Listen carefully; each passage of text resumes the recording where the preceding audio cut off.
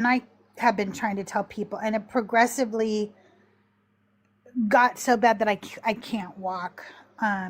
It's my right leg. And finally, well, not finally, I know that they have to do a series of tests because of, insurance, blah, blah, blah, yada, yada, yada, you know. So they have to do, ultrasound, x-ray before we can get to MRI.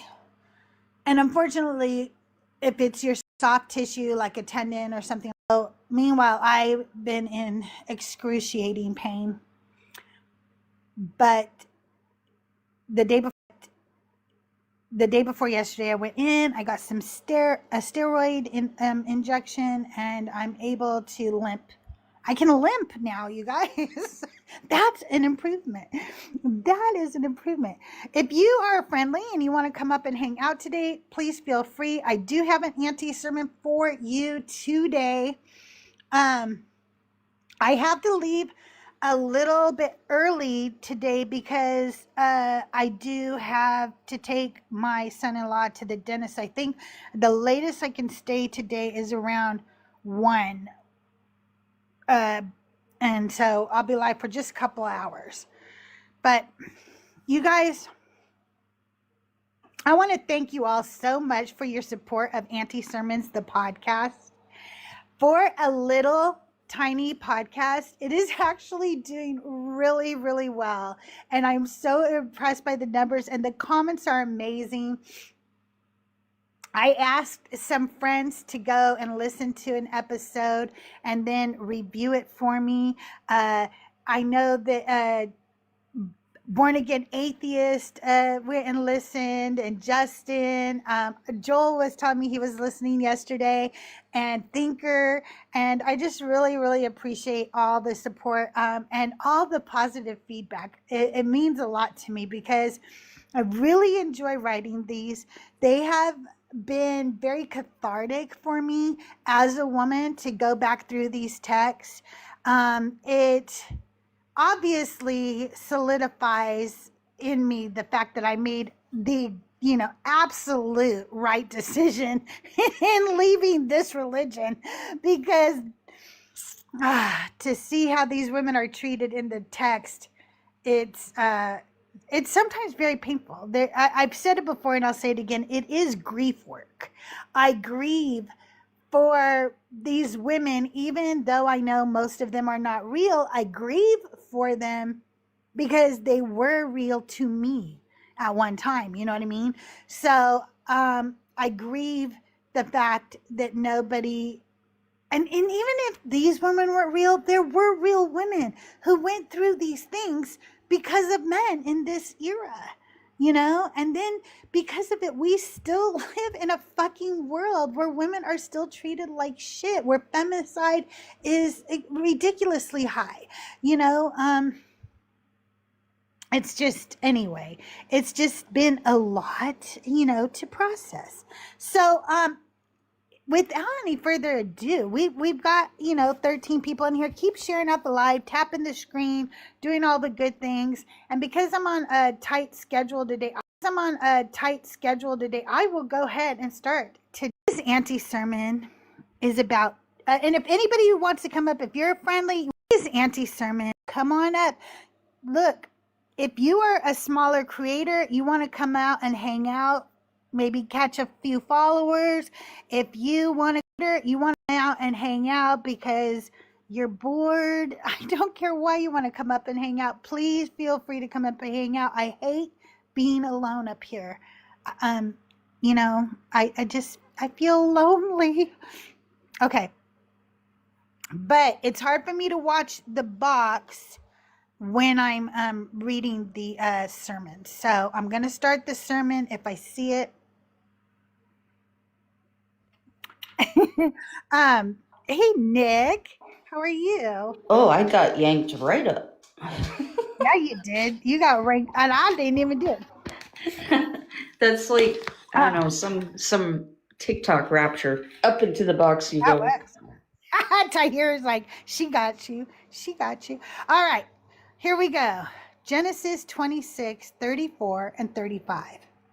When Esau was 40 years old, he took as wife Judith, the daughter of Beeri the Hittite, and Basemath, the daughter of Elon the Hittite. They grieved Isaac and Rebekah's spirits.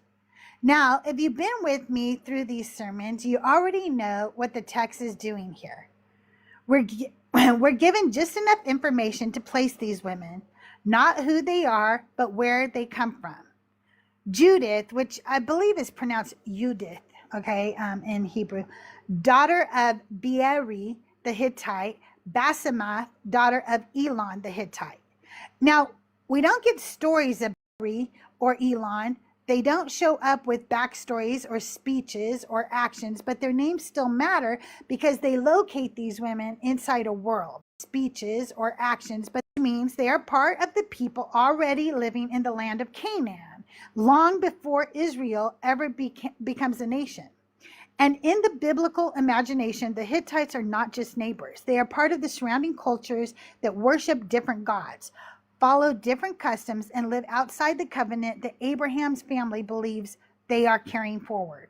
So when the text says Hittite, it's doing more than describing geography. It's signaling difference, follow difference, cultural difference, religious difference, family difference. And if you've been following this story, you already know this family has been very intentional about that. Abraham did not want a wife for Isaac from the women of this land. He sent his servant away to find Rebekah from his own extended kin.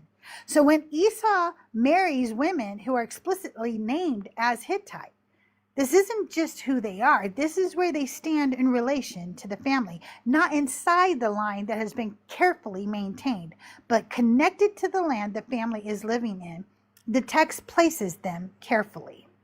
Their names, Judith, Yehudit, means praised woman, a word tied to praise, thanksgiving, and acknowledgement.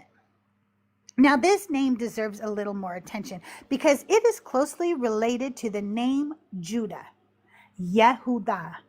Same root, same sound, same linguistic family. So how do we make sense of that?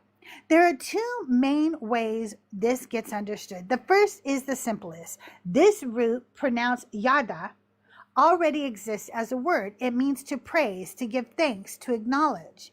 So Yehudit can simply be a name built from that root, just like many names in the ancient world are built from common words.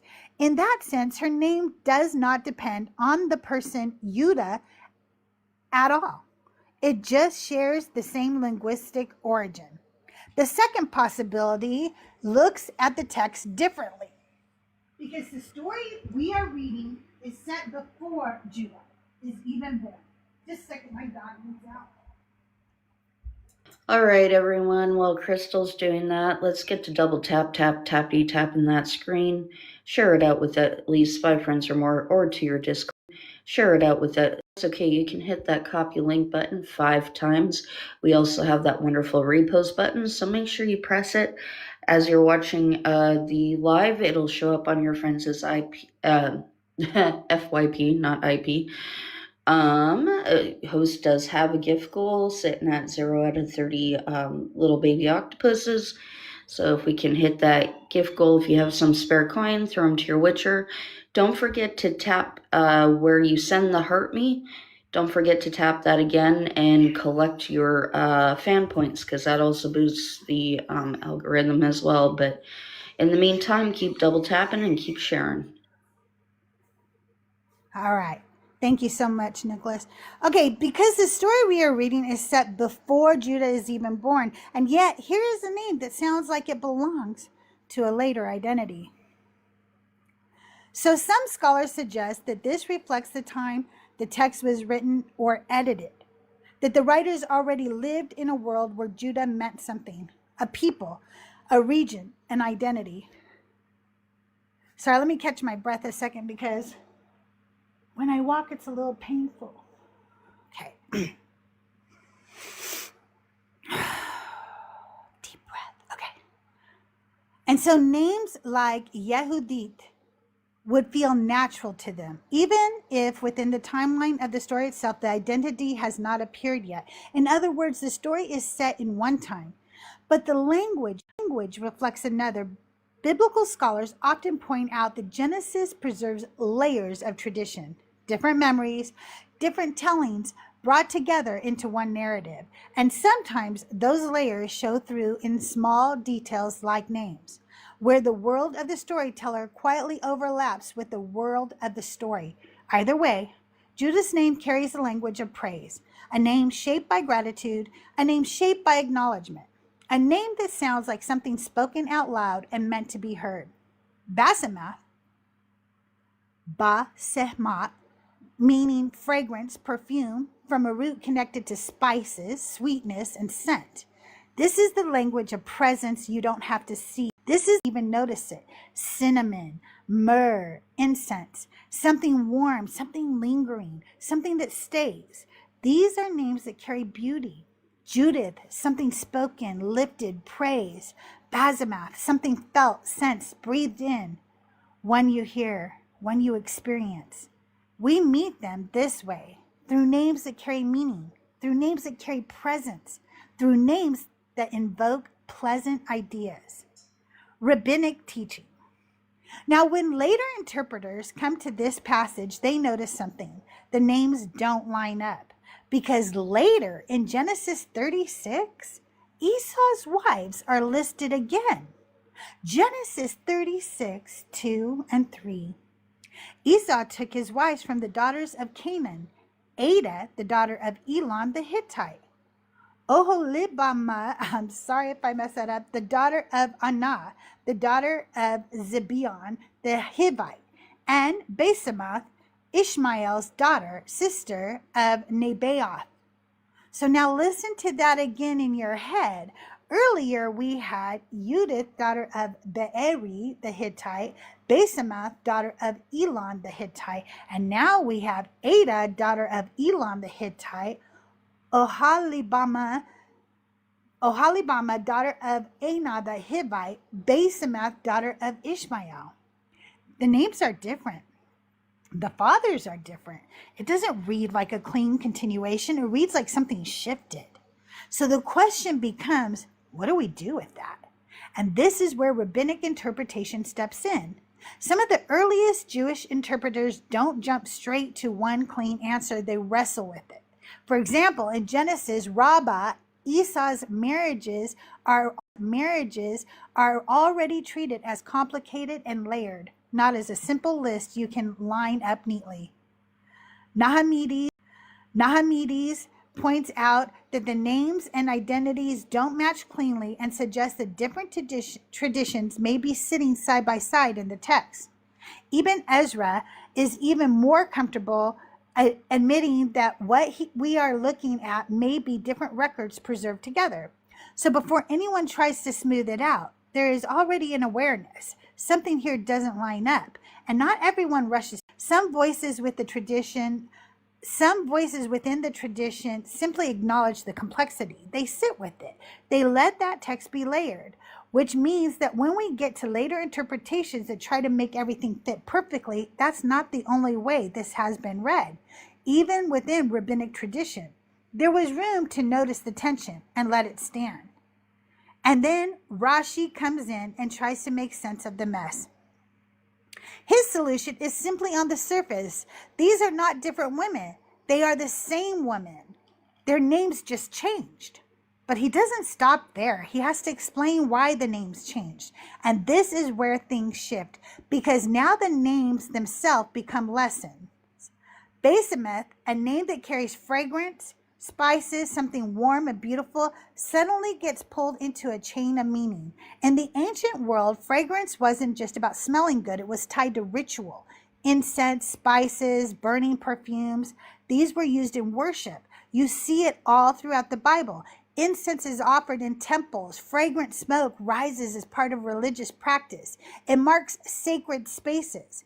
But, and this is the important part, It wasn't just used in Israel's worship. It was used in everybody's worship, other cultures, other peoples, other gods.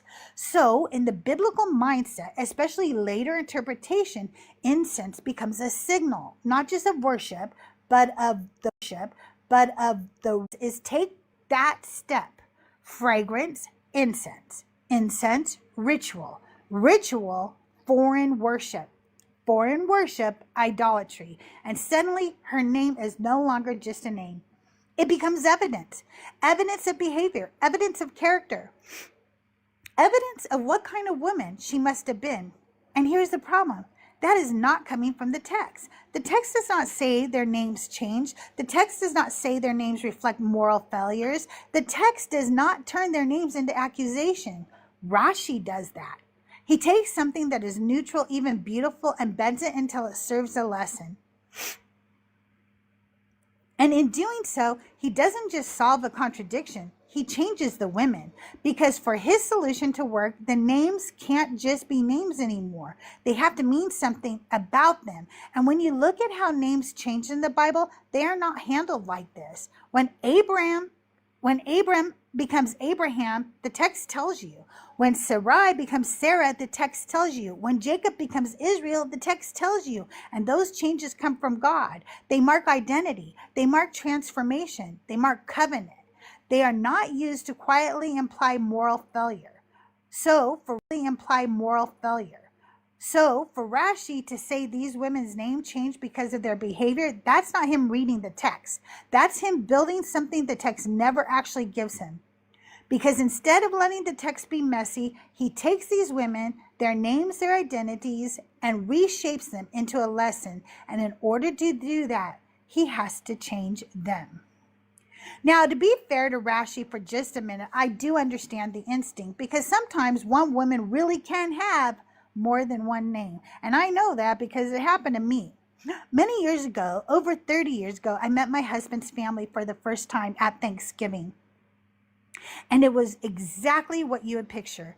A house full of people, football then, the whole house smelling warm and delicious, people laughing, people talking, people moving in and out of rooms. And there I was, nervous as hell, full of social anxiety, meeting my boyfriend's family for the first time. We had only been dating about a month.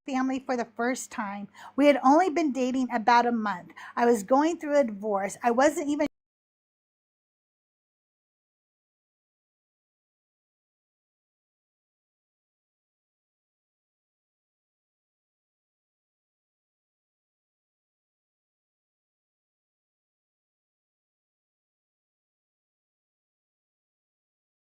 sister-in-law Tony. But this time they say, go ask Margot. And I'm thinking, I have no idea who Margot is. I haven't met Margot today. So I go into the kitchen and standing there is Tony. So I go back to Doug and I say, I don't see anybody in the kitchen but Tony. Where is Margot? And Doug starts laughing. He says, oh, I'm sorry, sweetheart. Tony is Margot. Apparently, Tony was a nickname she picked in high school. She and her friends wanted names that sounded masculine but could still be feminine. So she chose Tony with an I, but her name was Margot. So I said, okay. I went back into the kitchen, got what I needed, and kept going. Hours later, I get sent on another mission. Only this time they tell me, go get it from Elaine. Now I'm fully confused because I have not met an Elaine all day. I don't know who the hell they're talking about. So I turn to Doug again and I say, I don't know who Elaine is. And he just loses it because he finally realizes what he has done to me all day. He says, honey, Elaine is Tony. Elaine is Margot. Her real name is Elaine. She goes by her middle name, Margot. And in high school, she picked up the nickname Tony. So when this family said Tony and Margot and Elaine, they were talking about the same woman. And that is how I met my sister-in-law. Now, here's why the story's here's why that story matters, because this is the kind of thing Rashi wants us to imagine. One woman, multiple names, different people calling her different things. And to be honest, that part is not crazy. That actually happens. But here's the problem. In my story, the confusion got cleared up. Somebody explained it. Somebody connected the dots. There was a real person in a real kitchen with real people who knew exactly who she was, and nobody took her names and turned them into a moral lesson. Nobody said, well, this name means this, so she must be this kind of person. They were just names, different names, same woman. That's the difference. If Genesis wanted us to know these were the same ones, if Genesis wanted us to have connected the dots, it could have done what Doug finally did and said, honey, they're the same person. But it doesn't. Instead, later interpreters have to come in and do the work for the text. And in Rashi's case, he doesn't just explain the names. He starts assigning meaning to them. He starts turning them into evidence. And that's where I stopped buying what he's selling, because I know the difference between a family using 3 names for one woman and someone showing up later trying to make a messy story behave. Here's the problem. The Bible does do name changes, but when it does it, it means something. And it makes damn sure you know it means something. And it makes damn sure you know it means something. In Genesis 17, Abram becomes Abraham, and God says why. I have made you the father of many nations. That's not casual. That's identity. That's destiny. That's a whole shift in who this man is supposed to be in the story. Same chapter. Sarai becomes Sarah. And again, God says why. There's purpose in it. There's intention in it. There's weight behind it. And when Jacob, Genesis 32, and then Jacob, Genesis 32, he wrestles all night. He struggles. He refuses to let go. And out of that moment, he is renamed Israel. And the text tells you exactly why. For you have struggled with God and with men and have prevailed. That name is earned. That name is fought for. That name is tied to an experience that changes him. So when God changes a name in the Bible, it is not random. It is not subtle. It is not hidden. It is loud. It is intentional. It is meaningful. It marks something real. Now look at what Rashi is doing. He's asking you to believe that these women's names change quietly. No moment, no explanation, no voice from God, no turning point in the story, just different names showing up. And somehow we're supposed to treat that the same way. No, that is not the same thing, because when God changes a name, it's about transformation. When Rashi changes a name, it's about explanation. And more than that, it's about judgment.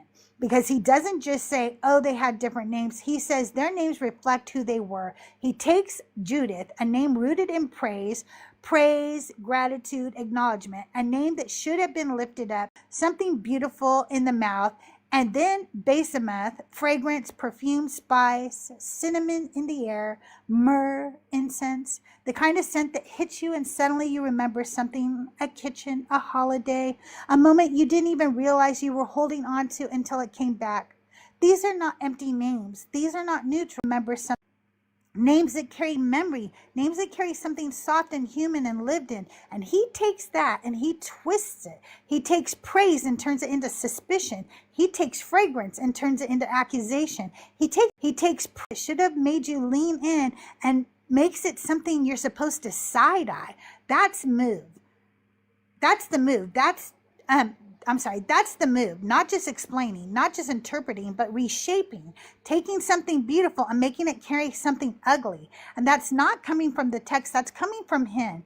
And let's just say it plainly. Who is he to do that?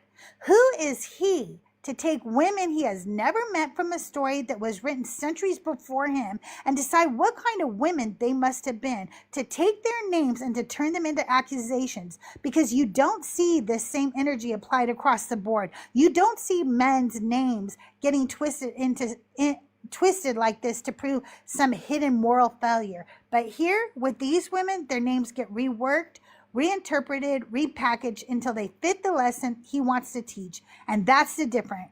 God renames people to reveal something about them. Rashi renames these women to say something about them. And those are not the same things, not even close. And not all rabbis agree with him. There isn't one clean, unified answer here.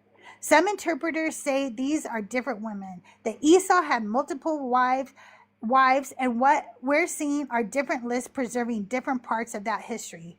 Others suggest there were simply more wives than any one passage records. And each section is giving you a partial view, not the whole picture. And then you have voices like Nakamides Raban, who openly acknowledges that the names and identities don't line up cleanly. He doesn't rush in to flatten it. He points out the tension. He lets it sit there. And even Ezra does something similar. He's willing to say in his own way that what we're looking at may be different traditions preserved together. Not a mistake to be erased, but a reality to be recognized. And that matters because it means that even within tradition, not everyone felt the need to fix this. Not everyone felt the need to force it into one clear answer. Some of them looked at the text and said, yeah, this is complicated. And I was talking to Justin, Deconstruction Zone, about this. And the way he put it was so simple. He said, you're looking at stories that have been stitched together, different sources, different traditions. And at some point, someone stitched them together into one narrative. And when you stitch things together, sometimes the seams show. Sometimes the names don't line up. Sometimes the family connections don't line up because they weren't originally written as one single seamless story. They were stitched. And he pointed to another place where you can actually see the stitching, the story of Jacob and Esau. Because in one version of the story, they reunite. They meet south of the Jabbok River on the east side of the Jordan. There's this emotional moment. They reconcile. They separate. Esau goes back to Edom, where he was already living. Jacob goes his own way. That story is complete. It flows. It makes sense. But then you get to Genesis 36, and suddenly the story feels like it jumped tracks, because now it says that Jacob and Esau were dwelling together in the land, and that they had to separate because they had too many possessions, which should sound familiar because that's Abraham and Lot. Too many possessions, not enough land, so they split. But here's the problem. That doesn't line up with what we already read. They already separated. Esau was already in Edom. Jacob was already somewhere else. So why are they suddenly back together again? That's the scene. That's where you can see it. Two versions of the story, two traditions stitched together. And the stitching doesn't quite line up. So instead of one clean thread, you get overlap. You get repetition. You get moments that don't sit perfectly on top of each other. And that's not something you have to hide. That's something you can actually see. And now the whole situation with Esau's wives stops being confusing in the same way, because now you're not trying to force it into one perfect list. You're recognizing what you're looking at. Different traditions stitched together with the seams still showing. And Christian biblical teaching. Christian interpreters often try to do the same thing, harmonize it, make it fit, say these must be the same women with different names. You'll see this in traditional commentaries. For example, the Jamieson Fawcett Brown commentary, a classic Christian source, treats the differences as something that can be explained by assuming alternate names, different names, same women, problem solved. And just like Rashi, the goal is the same. Make it one clean story. Make it make sense. No contradictions, no loose ends. But not all Christian scholars go that direction, especially more modern and critical scholars.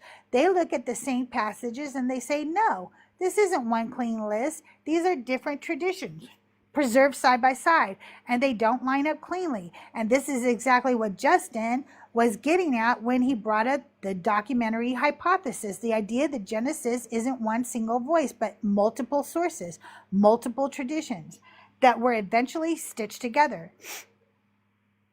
And when that happens, you get what scholars call doublets, two versions of a story, sometimes repeated, sometimes not lining up perfectly, but both preserved, not erased, not fixed, just sitting there together. You'll see this reflected in modern study Bibles like the New Oxford Annotated Bible, where the notes openly acknowledge that different traditions have been combined.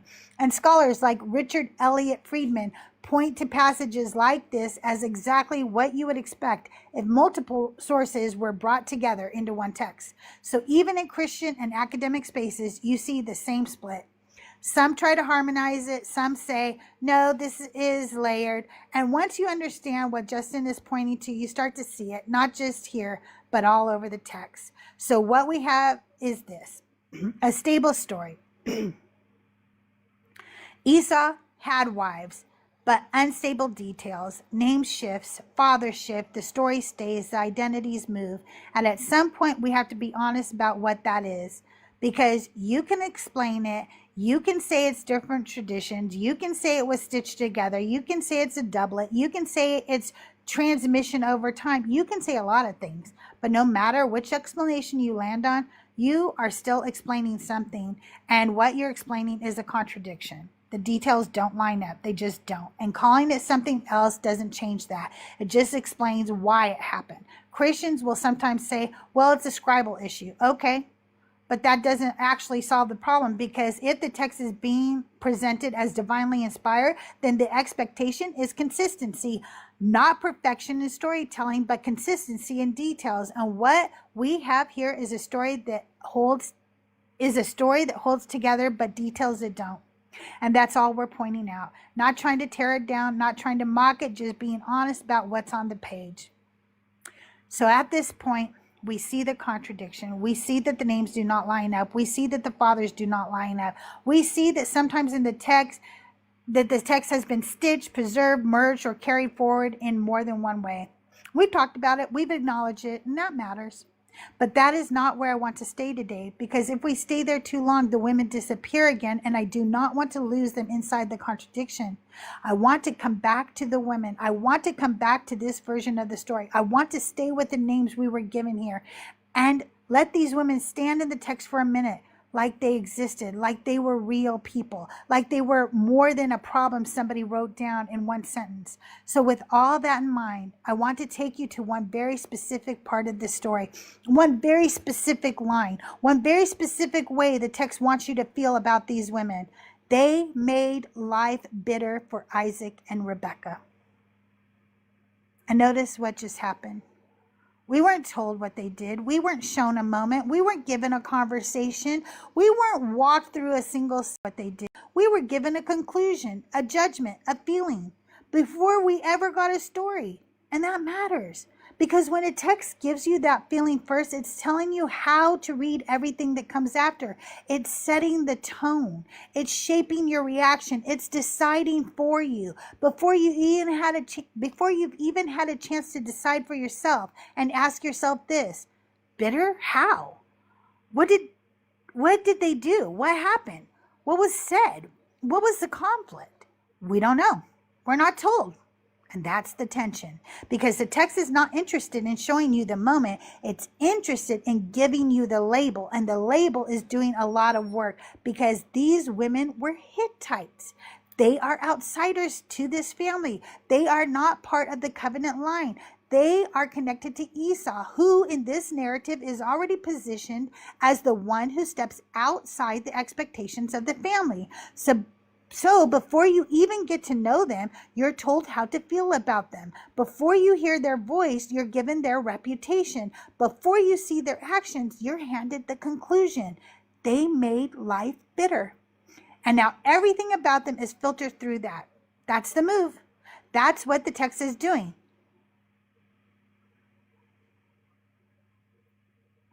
So the question becomes, is there any reason these women would have been bitter? Is there anything in this family that might explain that tension? Because if we're going to sit with that label, if we're going to let it hang there, then we also have to ask where it's coming from. And to answer that, we have to look deeper into this story, not just at the women, but at the house they married into, at Esau's family. Once you start looking there, things get a lot more complicated. Now, here's where it gets interesting. There is midrash, and there are later teachings that suggest Isaac was not nearly as fooled as the plain reading makes him seem. That he knew more than story lets on. That he may have understood exactly what was happening in his own house. And honestly, that makes sense to a lot of people, because this is a man who has lived with animals his whole life. He knows goat skins. He knows texture. He knows smell. He knows the difference between a man's body and an animal hide. And yet the story wants us to believe that Jacob put some skins on his arms and suddenly Isaac has no idea what's going on. A lot of readers have said, come on now, that doesn't pass the smell test.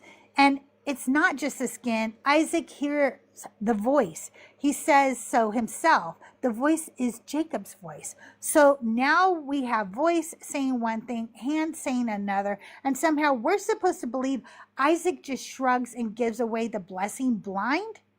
That's why some traditions start pulling on that thread.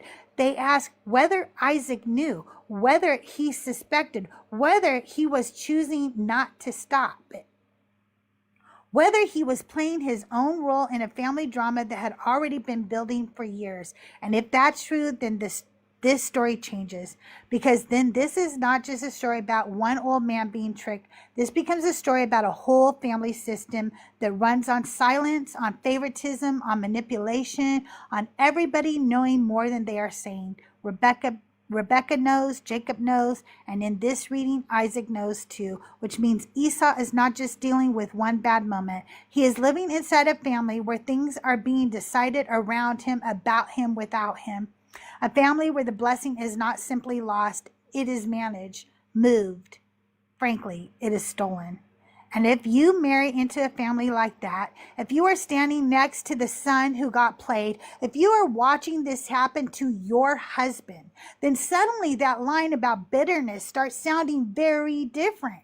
Because now maybe the question is not what was wrong with these women. Maybe the question is, what kind of family did they marry into?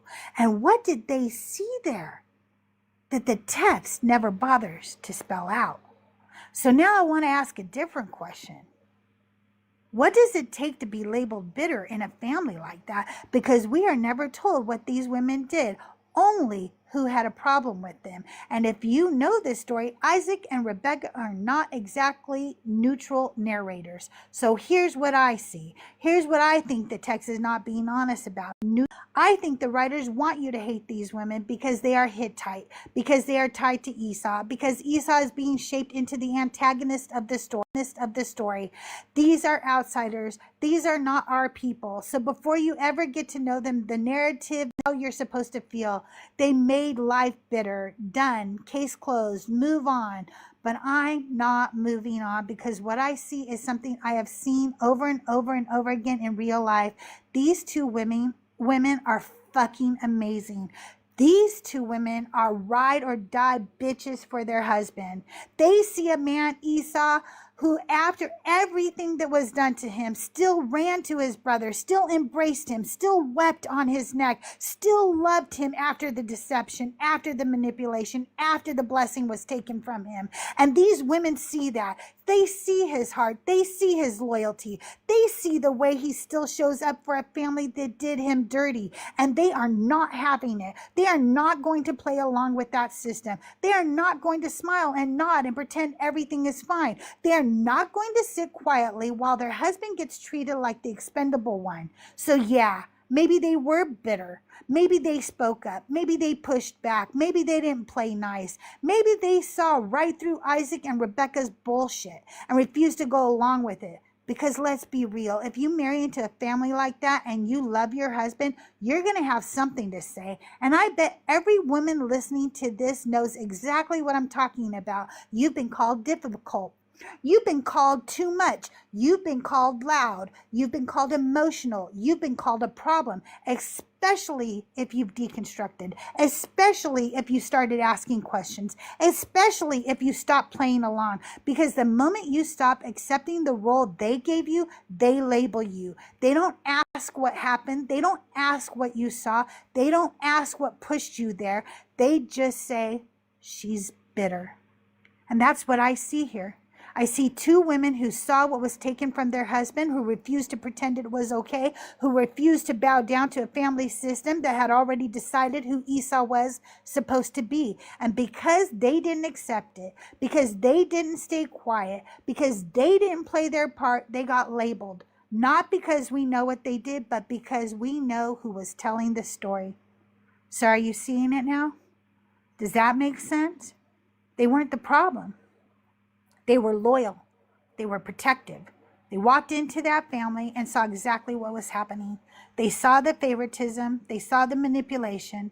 They saw the way one son was lifted up and the other one was managed. They saw their husband not as the one who messed up the story, but as the one who got the short end of it. And they chose a side, not the system, not the narrative, their husband.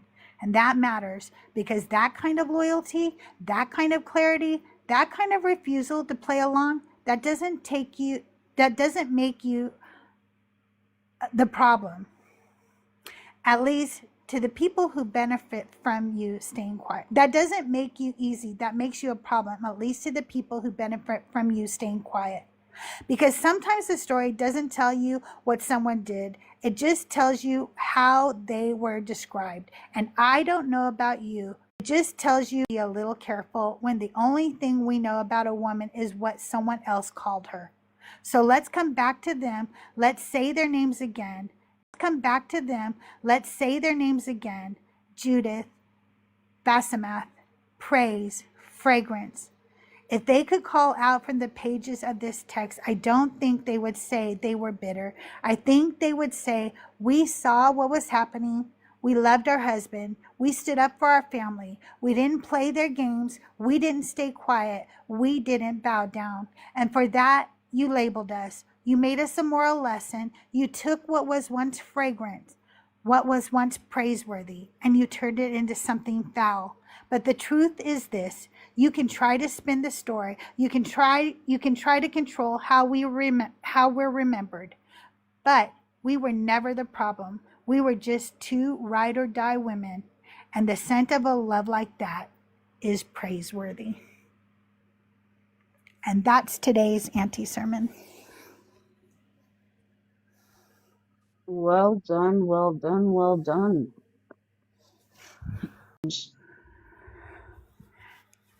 And anti-sermons are available in podcasts everywhere, and they are now on YouTube podcast too. I thought they were already on YouTube, but they were not. But they are now. If you are friendly and you want to come up, guest box is open. We do have a couple of ops now we have one. Let's see. All right, guys, if you really like that anti-sermon, you know what to do. Double tap that screen. We should be well beyond 12K right now. Let's get that up over 25K, you guys. And we're at 69 shares, so let's get that up to 100 right quick. You just have to share it out to 5 friends, to your Discords, or hit that copy link button 5 times. But I do want to see that share go up to at least 100, and let's get up to 25K.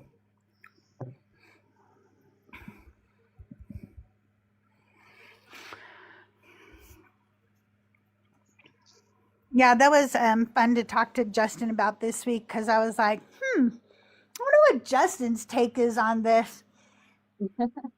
Why? I never knew that Esau had 2 different lists of wives until I did this. That's what I say. Every time I do one of these, I learn so much.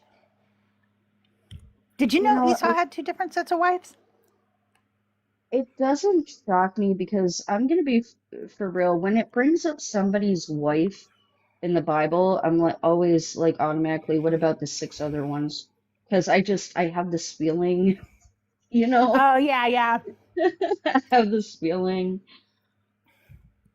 Hey, Power, can I get your age for TikTok purposes? Power of the Ori. Hold on. I'm 35 years old. Ori. I've been in here before now. Oh, okay. And are you a I'm Christian or a believer in the God of the Bible? Oh, okay. What you got for us today? No, I'm an atheist. We just wanted to see how you guys been. I haven't been in here for a while. I'm just curious what you guys been up to. Nothing much, just doing my podcast. So I do have a non-believer coming up, I believe. Sacred, can I get your age for TikTok purposes? Yes, I'm 24. Are you a Christian or a believer of the God of the Bible? Yes, I believe the whole Bible. Okay. So today's topic is God's not that into you. And the reason I say that is because if I was a God, I would want people to know I was loving, so my actions would be loving. And there was this book written a few years ago called He's Just Not That Into You. And a guy wrote a book teaching all the single ladies out there that men actually give women the signs of when they're not into them, and women don't read the signs. Like, men don't text back. Well, if he was into you, he would text you back. You know, men don't want to take you out on the weekend. If he was into you, he would want to take you out on the weekend, right? And he's like, so it was like, why don't you guys see the signs type of thing? And in this Bible, this God just shows you how much he hates people, definitely women. And it just doesn't seem like he's that into us, really. Well, or he can be up to his own insecurities. It depends on the specific situation. But yeah, I see where you're coming from in that example. His own I securities or our own securities? Sorry, I just wanted to. What did you mean? Did you mean our insecurities or his insecurities? Well, the guy, there's could be several reasons why the guy isn't making time, but disinterest is one of them. Okay, so why isn't God making time?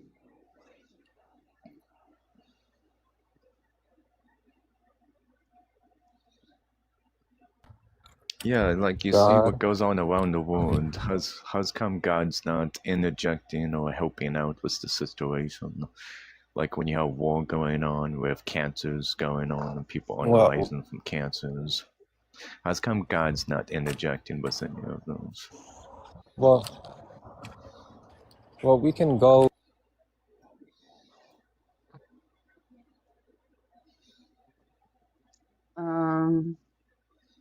We can't hear you if you're off the app. There we go. You also have a lot of bars right now. Can you get closer to your Wi-Fi? Pray over it.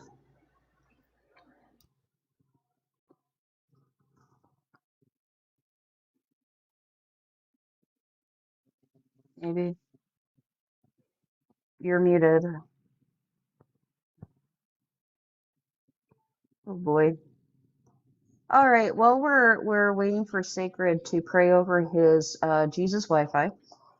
Let's keep double tapping, you guys. We're at 16.5K. I want to see that at 25. And we're also at 72 shares. We're getting closer to that 100 mark. So let's get those shares up to 100, please. Thank you. Yeah, something I wanted to show. Like you said, if I had something, yeah, I kind of did. Yeah. I just wasn't sure if this would be alright though. Go ahead. You know, Sagittarius A, the supermassive black hole that sits at the center of our galaxy. The universe is inside of those. When it comes to like the universe in a black hole, or Sagittarius A star is the black hole the universe happens to be inside. We're inside a black hole. Yeah, Sagittarius A, the supermassive black hole that sits at the center of the Milky Way galaxy. The universe happens to be inside of that. That's the Oh, bubble that we're inside. so mystery solved onto what's inside black holes then? It's just galaxies, universes? Well, it says Sagittarius A outputs 2 to the 4 million years, or 4 million years of its age. And it's like the engine that shapes the Milky Way's galaxies, its the structures and how evolution works. And throughout its history, the Sagittarius A star is approximately 5.2 times the 10 to the 44 watts. So it's like 130 billion solar masses. inside Sagittarius A star. It's what's the universe might be inside of that as the engine. When falling materials falls into it and radiation falls into it and it's accretion disks, and this is when Hawking radiation that comes out. When that's where we are discovering more about what Sagittarius A star might be, and might be the reason why the universe is expanding.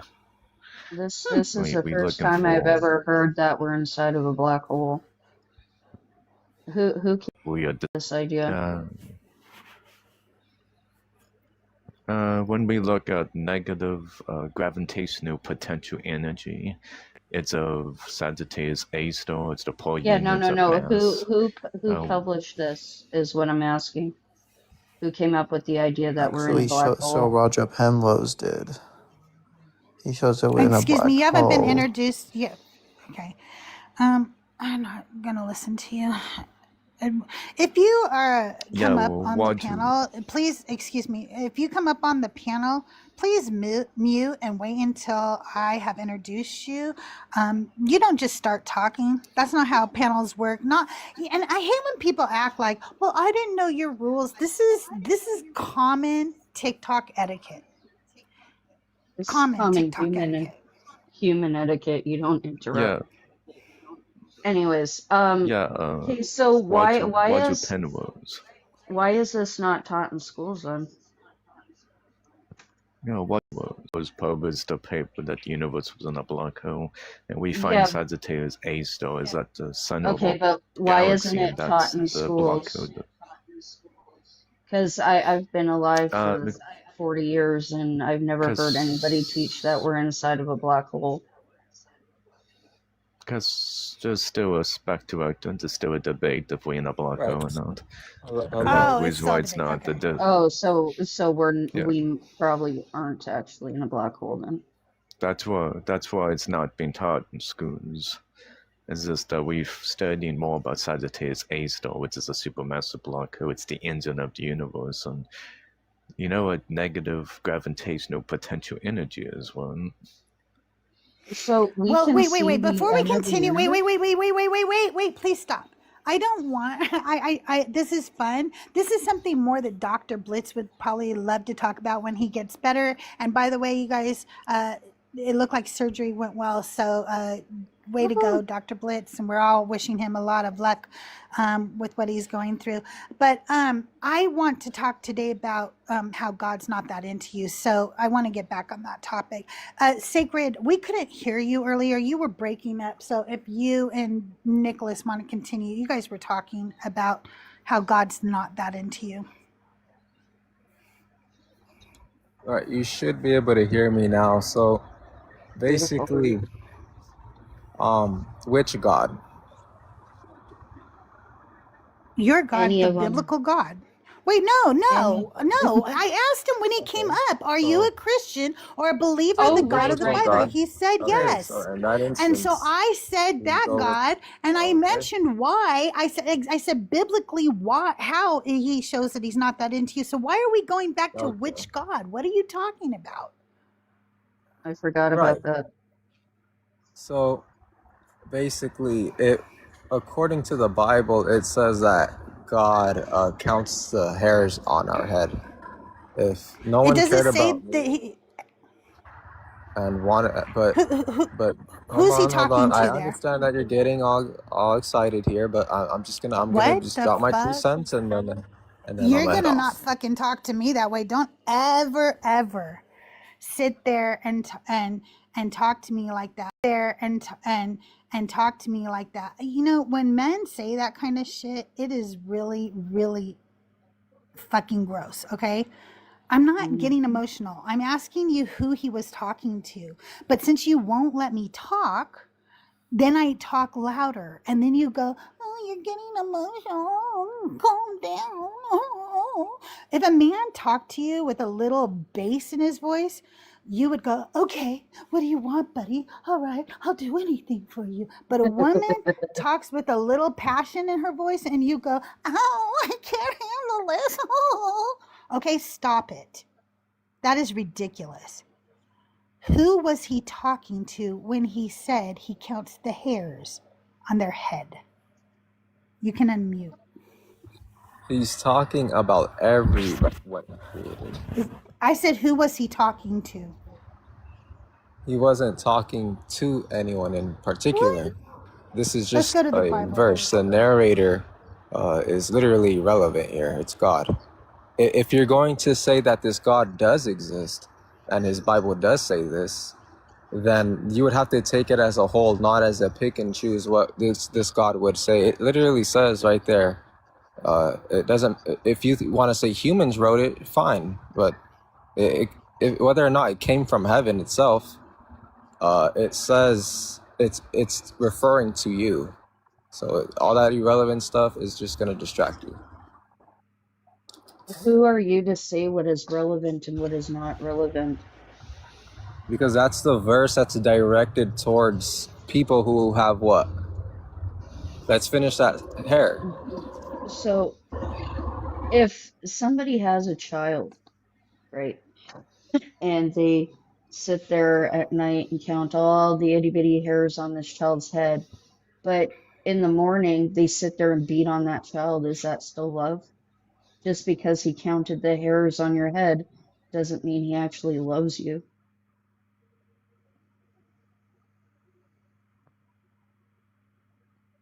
Yeah, how does that prove That's anything? I don't know. right. So to Let me answer tell you that something. question, Let me tell you something. When I was in an abusive relationship with my first husband, he could have told you every fucking thing about me. He was obsessed with me. He could tell you all kinds of things about me, probably things about me I didn't even know about myself, to be honest with you. That's what obsession does. That's not love. Love and obsession are not the same thing. God can know every hair on my head, but his actions do not show me that he loves me. right? So you're not gonna find me or anyone who's going to say, "I love you enough that I pay attention to you so much that I even count the numbers on your head." That's Yeah, just an example. I mean, like no, she it wouldn't literally, be hold on, loving to beat them right after that, though.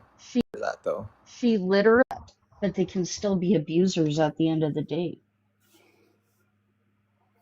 I have heard of men who will count every last spent penny in the piggy bank in the house to make sure his wife didn't spend the money. But as they're going to bed at night, he'll kiss her and say, "I love you, dear." It's obsessiveness. It's the needing to control. That doesn't equate love. Control is not love. And you So just when we accused us of cherry picking. Wait, you know what? He just accused us of cherry picking, and he is literally taking one verse and saying that negates all of the horrible things God did in the Bible because he counted the hairs on your head. Sir, that is cherry picking. What you are doing is cherry picking. Let me introduce the next person on the panel while they're up here. Is it Fished? Is that how you say it? I don't know how you say your name. Fished? No, Victa. Victa? Okay, Yeah. Victa. Can I get your age for TikTok purposes? Yeah, I'm 25. How old are you? Are you a Christian or a believer of the God of the Bible? Yes. Why were you doing that weird voice earlier? What do you mean? Yeah, you can go fuck You're off. obese. Stop. Yeah, I was I waiting knew that for was that. happening.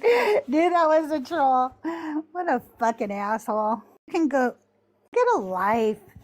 I cannot imagine being that young and enjoying time getting laid or something. I spent my time on TikTok trolling people and just say, oh my God, what a lonely fucking miserable life. Okay, Sacred. So again, my point stands that you are taking one verse and saying that negates all the awful things God did in the Bible. If this God loved me, he would show me that he loved me, and he doesn't show me that.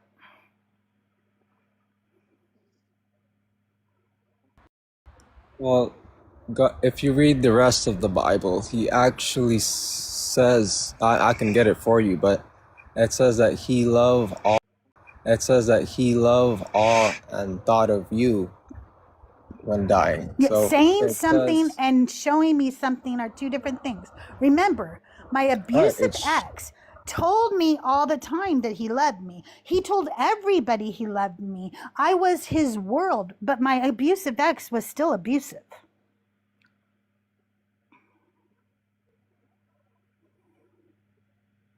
right. That's your choices though. You choose to stay with that. I don't choose to stay with that. I go to And the you're good choosing to stay shepherd. with an abusive God, and I'm not choosing to I stay with don't. abusive God. No, I don't choose. You're No, I not don't. addressing the Sorry, abuse of this I God. You're don't. totally ignoring that part of the Again, conversation. You're again. pretending it doesn't exist. I'm not. Again, I'm addressing it. I'm just. Let me continue talking every Address it. time. Address the fact that he doesn't love Okay. women. Well, Address okay. the fact That's what I that was he doing. allows children to be murdered. Address the fact that he allows for rape. Address the fact that women are literal property that are to be sold by their fathers. Address the atrocities of this God, please. Okay, I'll take each and every one of your questions, and it won't even take that long to answer them. The problem is, I don't think you're here to listen more than you are here With the to meta, just say the answer, please. Oh my I think that God. you need to Would you just fucking relax. address the fucking issue? Right, Quit so telling me to relax, you again, little pussy. how many? God How many? damn. I am so tired of little I. baby Do you boys think? coming up here to cry. They just Right. cry. I'm crying. Fucking address the fucking I'm crying topic. when. Okay. You haven't done anything but cry. Would you just say, address the atrocities? You said you could do it really easy. Do it. Let's see. Let's go. All right. Any average Christian at least can. These are basic questions when you first start in the faith. It's really not that hard. It's pretty simple. But again, so God murdering people, he even, I'll just add to that list, he flooded the whole earth. It's just taking a long time to get to the explanation. Right? So I thought it was it's easy. not like he's it's not like he's discriminate and like hates you just because no, he's just he flooded the earth, all animals, plants and He trees just hates died. everything. It died. Right. He flooded the earth, and we know that he only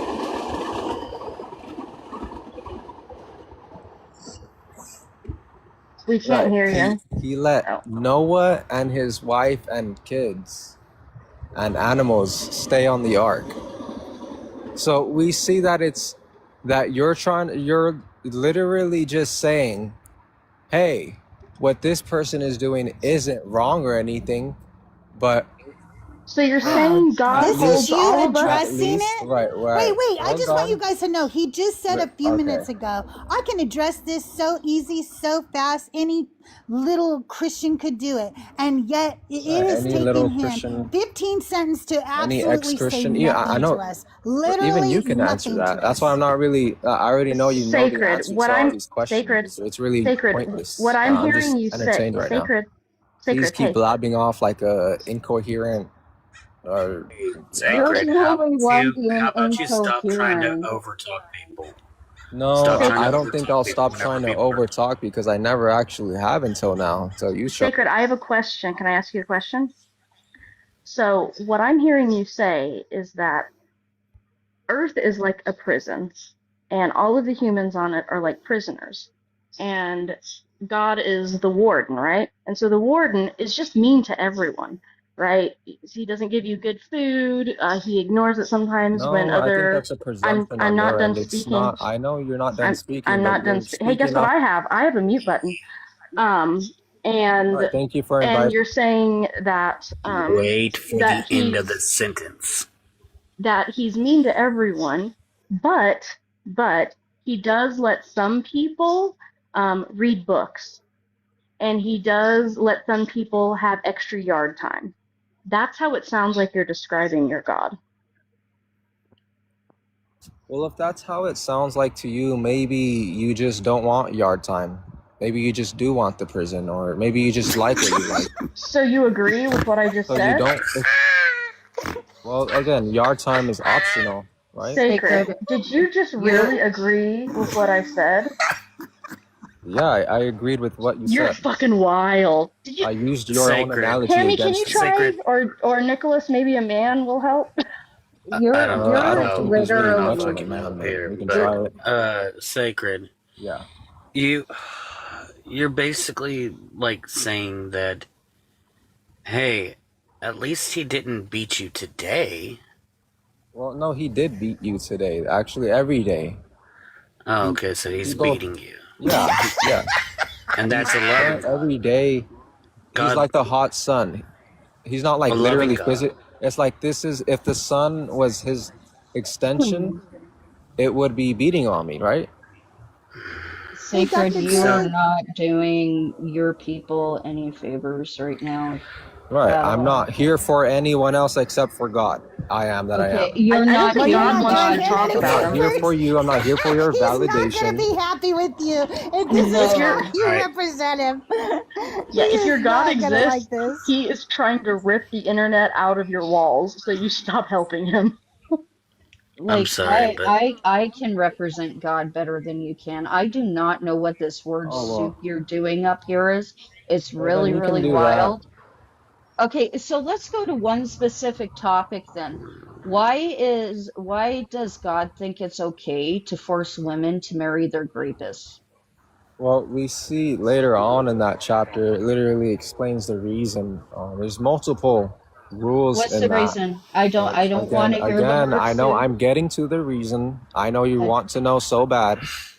But Oh, if Hey you guys, let's actually, make sure. I Hey, already hey, know. I hey, know that hey! you If we haven't ask actually him read a the chapter, question, funnily hey, enough. I'm trying to give them Because some if rules you for actually you. read it, Sacred, if you shut the fuck up, I would give them rules to let you talk.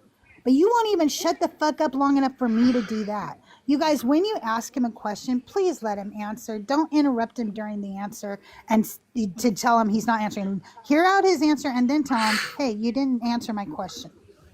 Now you can talk, Sacred. right. So again, like I said, you can represent God, your own God, but I'm not Oh, talking Jesus about Christ. who you're talking about. I don't. It again. So Answer the what is your question, question? please. What is your question? The question is, why does God think it's okay to force women, girls, to marry their rapists? Well, it says that he hath put her away and humbled her, so he shall be bound to her all his days. So No, no. basically, this is saying that she's humbled and basically isn't So basically raping worth anything someone in is society humbling anymore, right? someone? Hold what? on, Raping she someone? isn't worth anything in society anymore and can't really sell her off to a prince, Holy What? right? shit. God! So Holy instead of the shit. prince, The you have to fuck? kind of sell her off to the other dude Fuck better. you, Okay, I'm piece of choosing to shit. believe you're a And troll. not only is she, I'm You're a choosing not to only is believe he you're a like piece of troll. shit. okay for her spirit, I'm but it's okay skipping. for her. Sacred, I'm gonna do an impression of your God here whenever he hears you talking, and I think it sounds a little You like guys, this. Galaxy What to the drop. fuck Galaxy are you to talking drop. about? That's my impression of your God whenever he hears you speak. I actually didn't get that out. I was. Oh, I'm sorry. That's not We a problem did. here. I can do it again. I can do it again.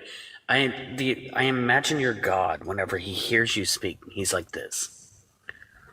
What the fuck are you talking about? Mm-hmm. Again, I can go to the verse that literally gives his explanation why he allows this. It's literally in Okay, his own rules. so It's let me like I'm ask not you. talking Let me about a ask you. different God. No, that is Let me God. ask you this. Let me ask you this, Sacred. Where in that text does it sit there and say that she is worthless to society? Right. So again, it doesn't say that. I never said it did. Okay, so But- you're leaning on your own understanding whenever it comes to her worth to society. Sure, you can call it whatever you want, but she often and back in the days, women were Somebody sold, can tell me. were Somebody sold can as tell me what wives. this verse is, but the So verse itself says, that's and "Trust in the often they Lord couldn't with even all your have a heart living, and and lean maybe not they'd even on go into your own prostitution. understanding." So there you go, talking over prostitution. Go ahead.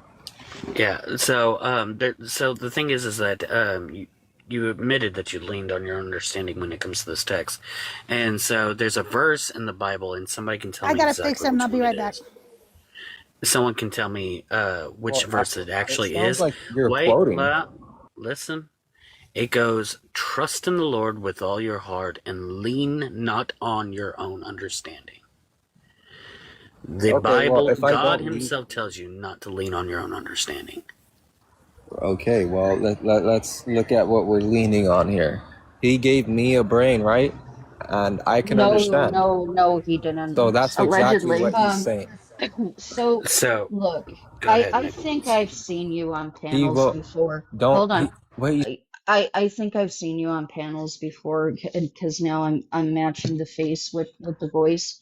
You are a well-known troll, sir.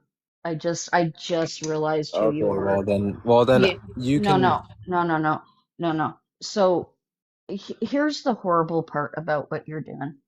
Okay, you're not actually Christian. You're up here trolling people. You're saying these horrible things. And what this shows me is your actual character as a person.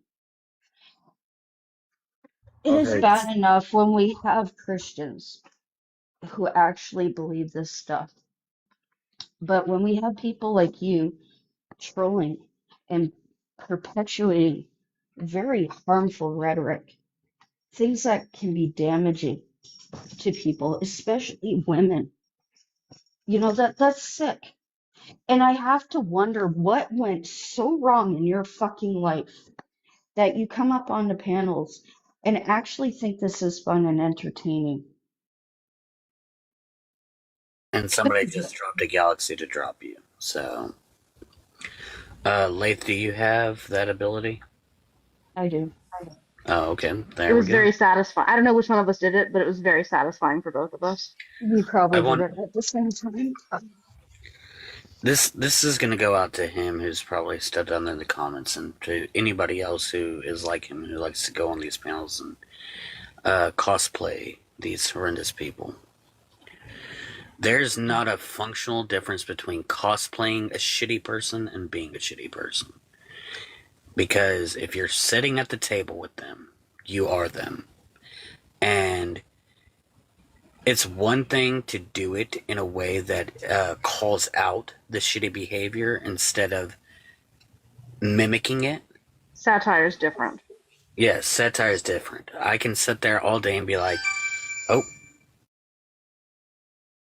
Oh, very busy all of a sudden. and be like, oh, this god is so great, except for all the grapes and except for all the killings and except for all that. But he's a wonderful human being, a wonderful deity, right? That's one thing.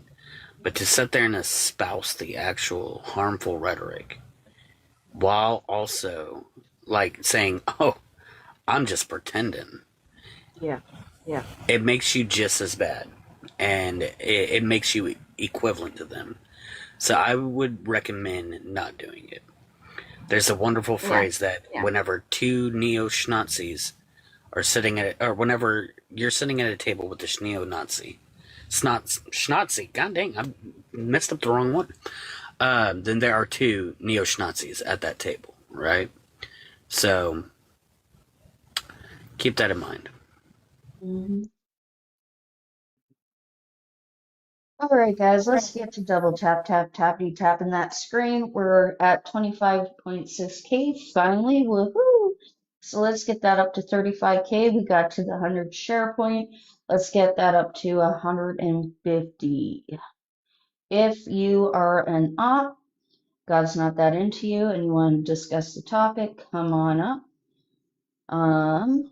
But yeah, other than that, guys, friendlies, 29 beautiful souls up in this room. Well, let's be so for real, 28. So let's get to double tapping. Let's get sharing. If you have some spare coin, throw them to your Witcher. I remember, while we're waiting, I remember specifically the first time I heard God being likened to an abusive partner. And I remember just sitting there going like, oh my gosh. Yes. Like I was floored that I had never looked at it that way before. And it's what comes to mind whenever I hear people who are Christian, obviously, defending what God does. It's like, no. Well, I'm sorry, but as much as I love you lovely people, I have to get a little bit of sleep before work, and also my significant other called me, so I gotta call her back. Take All care, right, So if Hammy, one of honey. thanks for you coming up. people... What You what got did a I unit. miss? Did he crash You up? got no. You Oh, got a universe to drop because he was being a piece of shit. I realized who he was, so I called him out for. Bye, Hammy. right. Bye, Hammy. Have a good day. Y'all too. It is my... Um, I cannot get YouTube to start. I'm sorry. If it's not starting, I don't know what to do. I've done everything. I'm so worn out from technology. I cannot tell you. It just absolutely drives me crazy. I try to tell people this. If you are a streamer part time, even every now and then, you're fucking cool. You're awesome because this is so hard. The things you have to learn in order to do this is crazy. So you have to learn TikTok and you have to learn YouTube, and you think, okay, that's not that hard. Okay, it's kind of not, but it's still a learning lesson, right? And then you have to learn OBS, and then you have to learn, like Reaper and CapCut and fucking Adobe and fucking Canva. And like every day somebody gives me a new Yeah. software that I have to learn. If it makes you feel better, I couldn't find some of the tabs on the Discord, and I was like, why can't I find these? And I realized it's because I didn't have them expanded. So at least you didn't do that for like days. I'm sure I've done it before, though, to be honest. Silly Goose, thanks so much for always helping me with the YouTube, and don't stop helping me with that because we're gonna get it working. We got to 1,000 subscribers over on YouTube, and that is with all of these problems. Could you imagine how much further I would be if I could just have consistent is with all. So one of the things I'm gonna do is in this week I will figure out the YouTube situation. I now have the sound fixed. The problem is there's something in the OBS now that is it for some reason thinks there's another how can I put this? Another not another stream that I'm trying to start. It has a conflict. It thinks there's two different streams I'm trying to start at the same time. It doesn't know what I'm doing. And I have tried to fix this error for a while now. I will sit down with it. I have been in pain. I have been living the life of a woman in the United States with the United States healthcare system, where I've been complaining about a knee issue for several weeks now, and they are finally realizing that I probably have a torn meniscus. So it has been very painful and very hard to You mean get you aren't around and very exaggerating, hard to get Crystal? things done. Isn't that crazy? I'm not It's crazy. exaggerating. That she was giving me the shot into my kneecap. Okay, literally giving me the shot into my kneecap. Well, it was really funny because Doug was sitting there and I was telling him that I was having anxiety about getting the steroid shot because of how much pain my leg is in. The thought of having more pain, even for a moment in that area, was giving me anxiety, And he was doing his typical thing that, guys love to do, where he's like, it's okay, babe, you got this. It's just another shot. Just, look at me. We got it, and I'm like, I know it'll all be over in a minute, but you know what I mean? Like, I'm just, having anxiety But I don't want it to about it. happen. And then that doesn't help. and then she goes, okay, I'm going to put it right here. He goes, oh my God, you're going to put that right into her knee, right into her joint? Oh my And God. she goes, yeah. I'm like, thanks, honey. Thanks for that bedside manner. Yes, this is why I have the anxiety I have right now. So I did get a shot on Monday, finally. This has been several weeks. Like, I've had they've done two things for the pain. And all I could think about, I'm not even kidding you, while I'm sitting here in pain, crying, I thought, there are fucking people who are on our streets right now in horrendous pain and cannot get any medication. And I'm being such a fucking baby about this right now because I at least have insurance. You know what I mean? Like, I don't know. Just the whole system is fucked up. So Yeah. I finally got a steroid shot on Monday after several weeks. And that's when she told me, when she was doing the shot, she started to talk to me, and my husband goes, she's not going to respond to you. She won't say anything when she's in pain. She remains completely silent. And I thought it was kind of funny that he was doing that because even though I could hear them talking, he was right. I'm not going to respond to you when I'm in pain. I actually wish you would shut up when I'm in pain. I don't want to talk or have any of that. I want to disassociate and go far away. And your voice breaks me away from that disassociation, if you will. You know what I mean? So I want everybody to shut up when I'm in pain. And he's telling her, she's not going to respond. And when we got done, I said, I go, it's the only way like I can deal with pain. I said, and unfortunately, because I'm very quiet, people assume that I'm not actually in pain. And so I said, like, I had an emergency room doctor. I was passing a kidney stone. And he said, what is your pain level? And I said, it's a 10. And he said, ma'am, if it was a 10, you would be in the fetal position. And I said, no, you would be in the fetal position. And she started laughing when I told her that I said that to that guy, but it's true. I would not be in the fetal position. That is not who I am. I'm sorry if that's who you are at a 10, but that's not who I am. It doesn't mean my pain isn't a 10, So I've been kind of laid up, It doesn't and it's also making me depressed. And they think it's... Yeah, exactly. Speaking of Hey, Tony. pain, Hey, Crystal, Inquisitor. What? speaking of pain, do you remember back in the day when people wouldn't double tap the screen, I would start singing old gospel music purposely off Oh, key? my God. That was so painful. I think I'm gonna have to start doing that again because I'm not seeing the taps go up fast enough. I'm And telling I you. mean, I sound like an unalive chicken. You guys don't want this. You don't want it. I could join in. I have a pretty good singing voice, like Nick does, if I do say so myself. Beautiful, beautiful. We could do this a cappella. Let's go. I hate that we've only had like a couple of trolls up so far. When you were telling that story, Yeah, Crystal, me I too. was thinking. Oh, sorry. No, go ahead. I just said me too. I last year, or actually a year and a half ago now, I went into the emergency room with what I thought was a kidney stone, but it was a twisted ovary.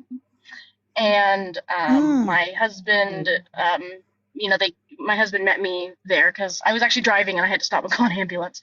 He met me at the place, and they asked me what my pain level was at, and I was like, I'm the opposite. I move, I groan, I whine, when I'm in pain, and I was doing all that, and I was like a 7. And she was like, okay. And my husband went, by the way, when she was in transition with all of our children giving birth, she said she was at an 8. So, okay.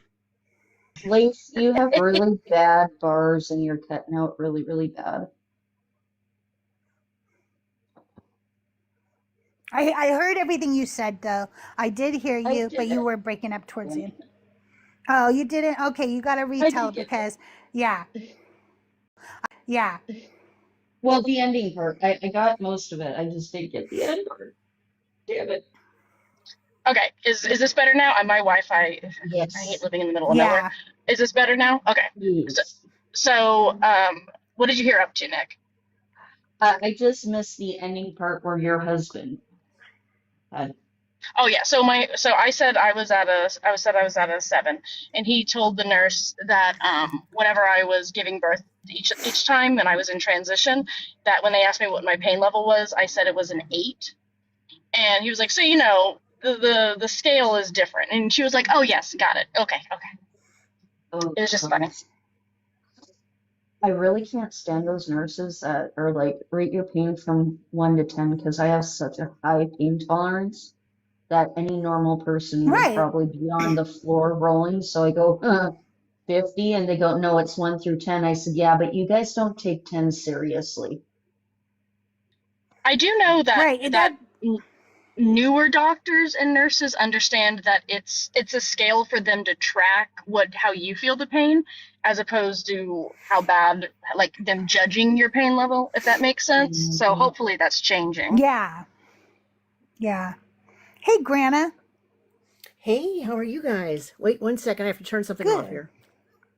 Okie doke. I don't know Okay, what there that we go. noise was, but that was awesome. She turned the spaceship off.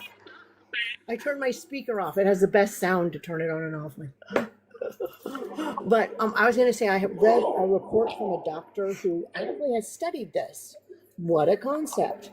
And what he said, so he was talking about pain levels, and he goes, by the time you hit 7, it doesn't matter how high your pain level is because you've gone into shock.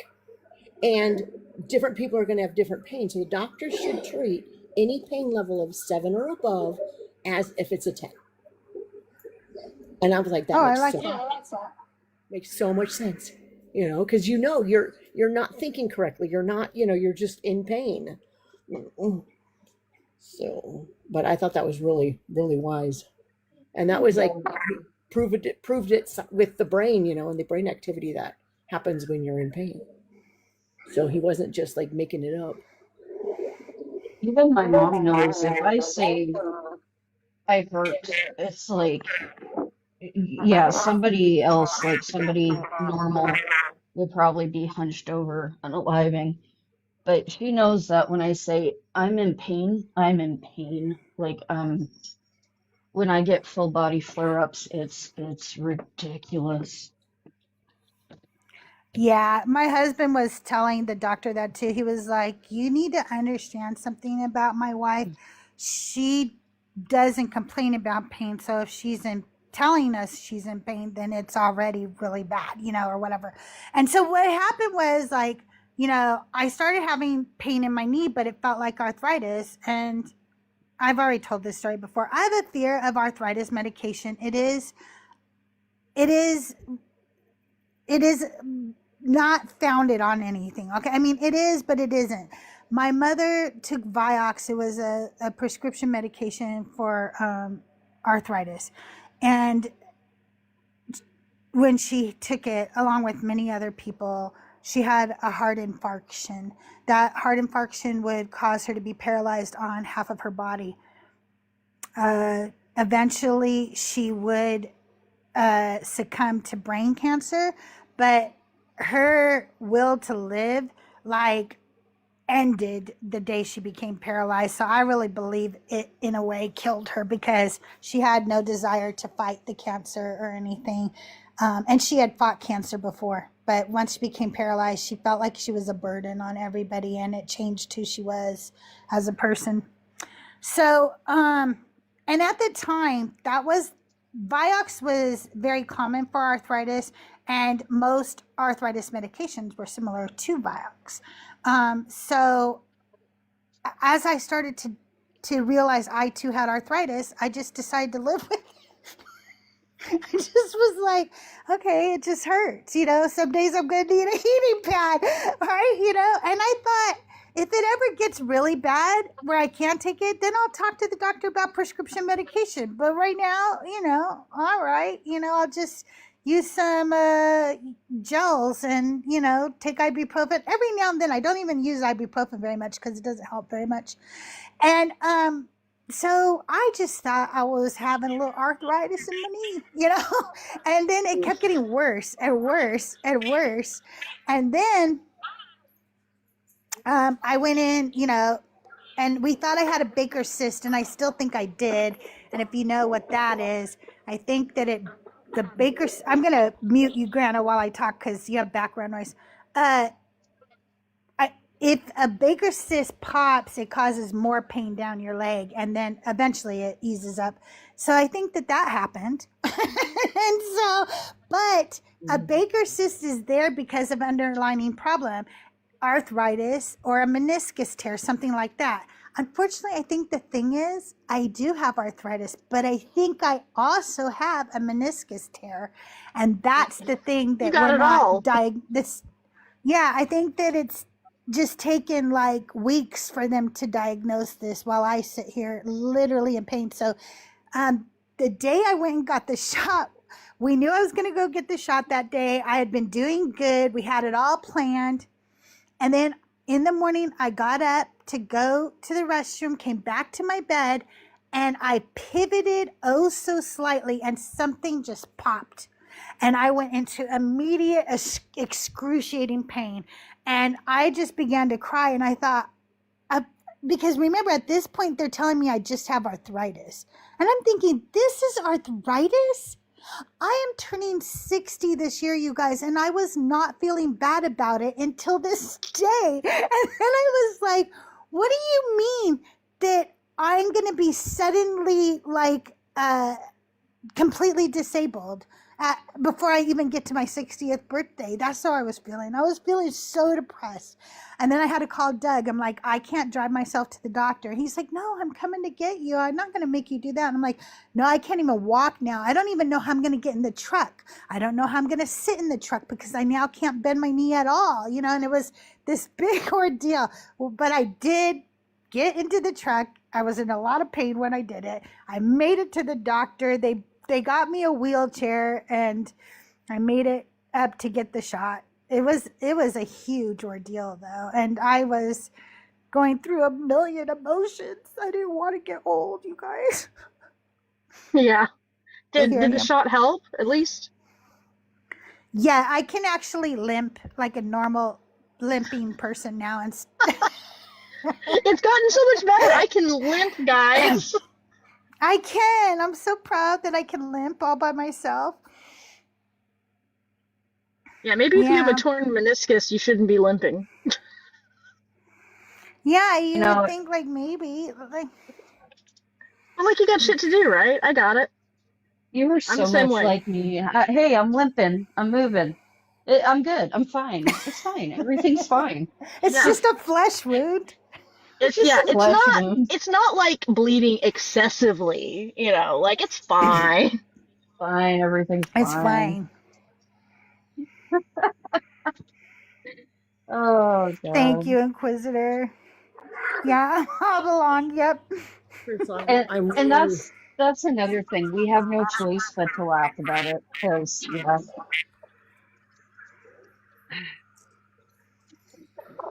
I'm really afraid about what you said of your mom is happening to my best friend. She has had so many illnesses in the last couple of years, and now she might have cancer for the second time. And I don't think she wants to Oh fight. no. She's just done. And it's just heartbreaking. But what do you do when they've been in that much pain? And she's one of those people like you guys where her pain level can be at 15 and she's like, I'm fine. I'm fine. And she's in so much pain right now, she can't even get out of bed. So I'm Oh hoping no. if she does, I think she might just say, I'm done. Because I couldn't handle it, and I don't know how she's handling it. But she's been in pain for 2 years straight.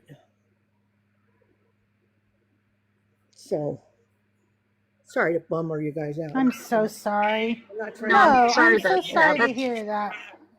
to, It's scary. It sucks. yeah. Well, I'm sorry. I can't blame her though. If I was in that much pain for 2 years, like,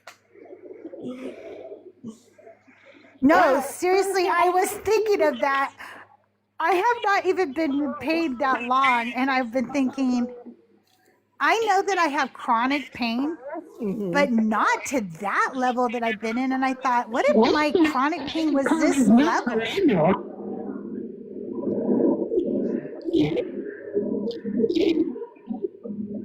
I don't think I could live with it if my pain was that high. I could not uh, go on daily. I really think about that. I don't know. Um, I don't know either. it's just, but to be honest with you, like while I've been going through this, every anxiety filled thought came to my head. Like, what if I have cancer? Because a lot of you know, I am a cancer survivor. I had stage 3 malignant melanoma in 2018. And when you have melanoma, it is not usually melanoma in and of itself that would kill you. It is that you have some other cancer, okay? And the melanoma is letting them know, and that's how the skin lets them know. And so they constantly are checking you for cancer after you have melanoma, like everywhere. You go into the eye doctor and you tell him you had melanoma, he's going to do special tests. And so every time I go to a doctor, it's, oh, you had melanoma, like that every time. And I'm like, oh my God, yes. Like, you've actually seen me 14 times since the melanoma. Why are you shocked every time you see it? Quit being like impressed every time.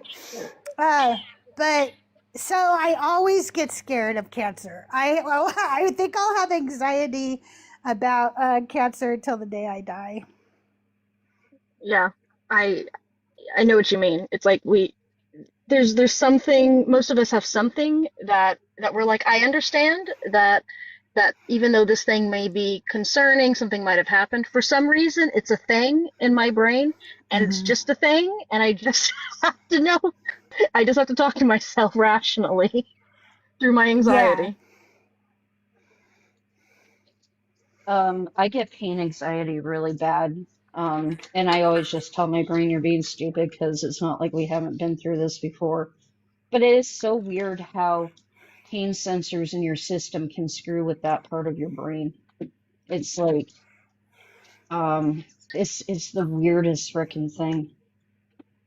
I mean, it Because your makes sense brain, because, like, oh, sorry. oh, I was just gonna say because it's almost like the brain is trying to like, you know, Google doctors. It's almost like your brain's trying to do that. Oh, your back popped out today. Oh, you must have a giant tumor and it's blah blah blah blah blah blah blah. And it's like the weirdest fucking thing. And it's like, no, it's not. Shut up. I'm gonna watch a movie. Just shut up. I'm gonna watch a movie. I always go I in was just with, thinking, we probably evolved that way because obviously immediate pain needs to be addressed more so than, like, something else.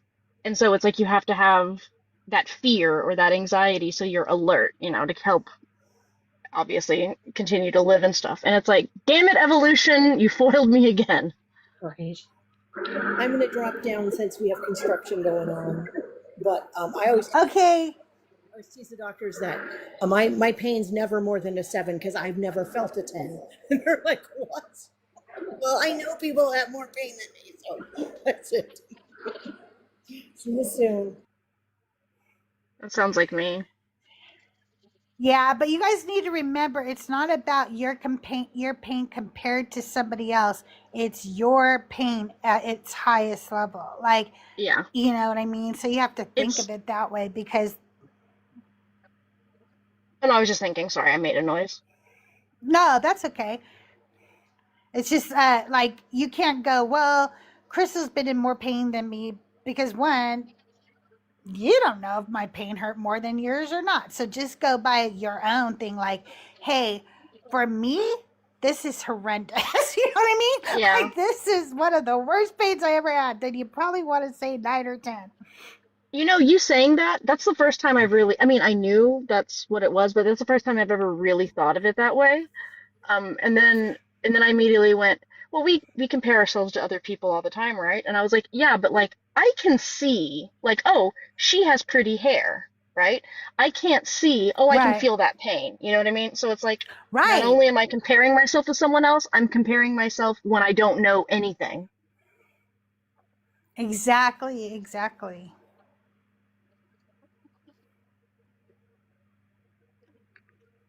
because there are things that don't seem very painful that actually are very painful, like a paper cut when you first get it. That fucking thing hurts. It shouldn't hurt that much. It's a little tiny fucking, Stubbing your toe. I've never broken a stubbing bone, my but if it hurts toe. more than stubbing a toe, I don't know how people survive.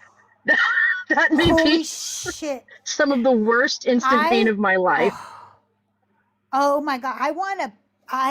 Like, if you ask me if I'm okay right after I stubbed my toe, I am going to cuss you out, and it's not my fault because I'm in so much pain in that moment. And I've told you, I don't like people to talk to me when I'm in pain. So even the very thought of you going, oh my God, are you okay? Because obviously I'm not okay. I just stubbed my toe, but I'm also not dying. You know what I mean? Like, so what do you want? Yeah. I really hate when people, I know that they're doing it out of care and stuff. And so I joke with this about my kids all the time too, because like, I know it's a natural instinct to go, are you okay?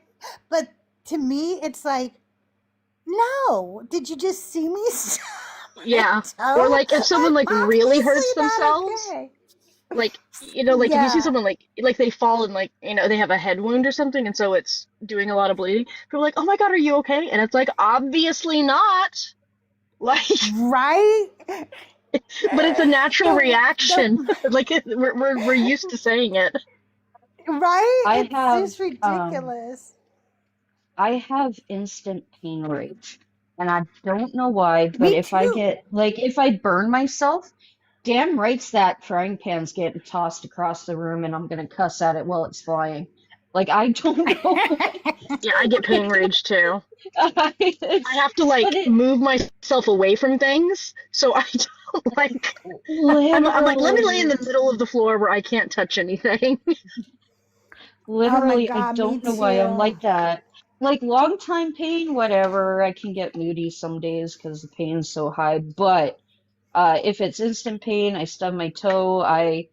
That coffee table is getting kicked across the room. Like, I don't even Oh yeah. care. Like, I don't know why.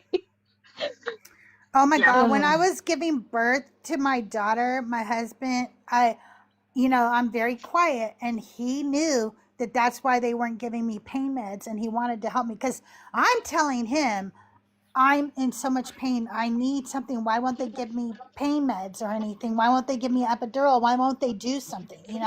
And he realizes that one of the reasons they're not doing it is because I'm so quiet when I'm in pain. So he walks over to me and he goes, the squeaky wheel gets the grease. And I go, what? And he goes, the squeaky wheel gets the grease. And I go, and the cock crows at midnight. What the fuck are you talking about? Now is not the time to be coy, husband.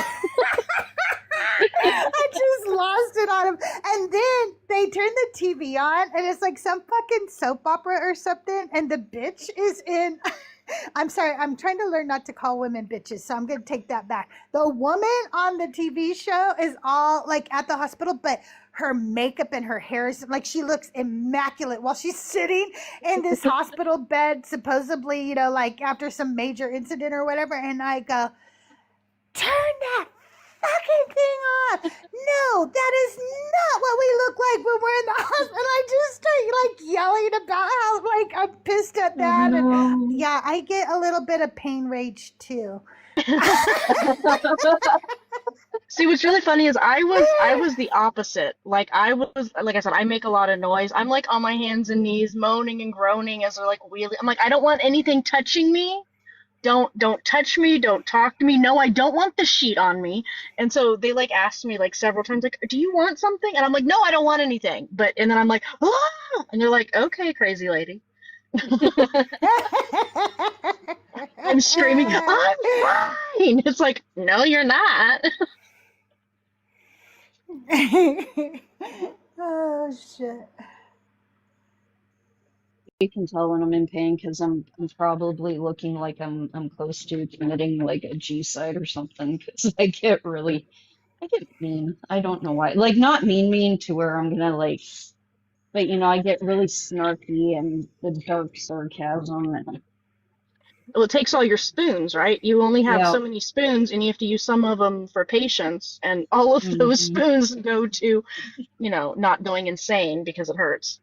Exactly. And my son is the same way. Like he's been battling I don't know, something's wrong with his throat, but now it's broken into a full-blown cold. And I come down the stairs here and he looks at me and he's on the couch and he's like, I'm really sick. And I said, no shit, you don't say. And I'm not gonna repeat what he said here on the live, but I'm like, yeah, you're my kid.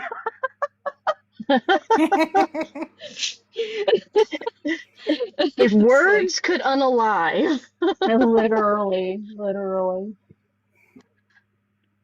And then I was like, well, why don't you go have a nice hot shower? And he's like, no shit. I'm like, oh dear.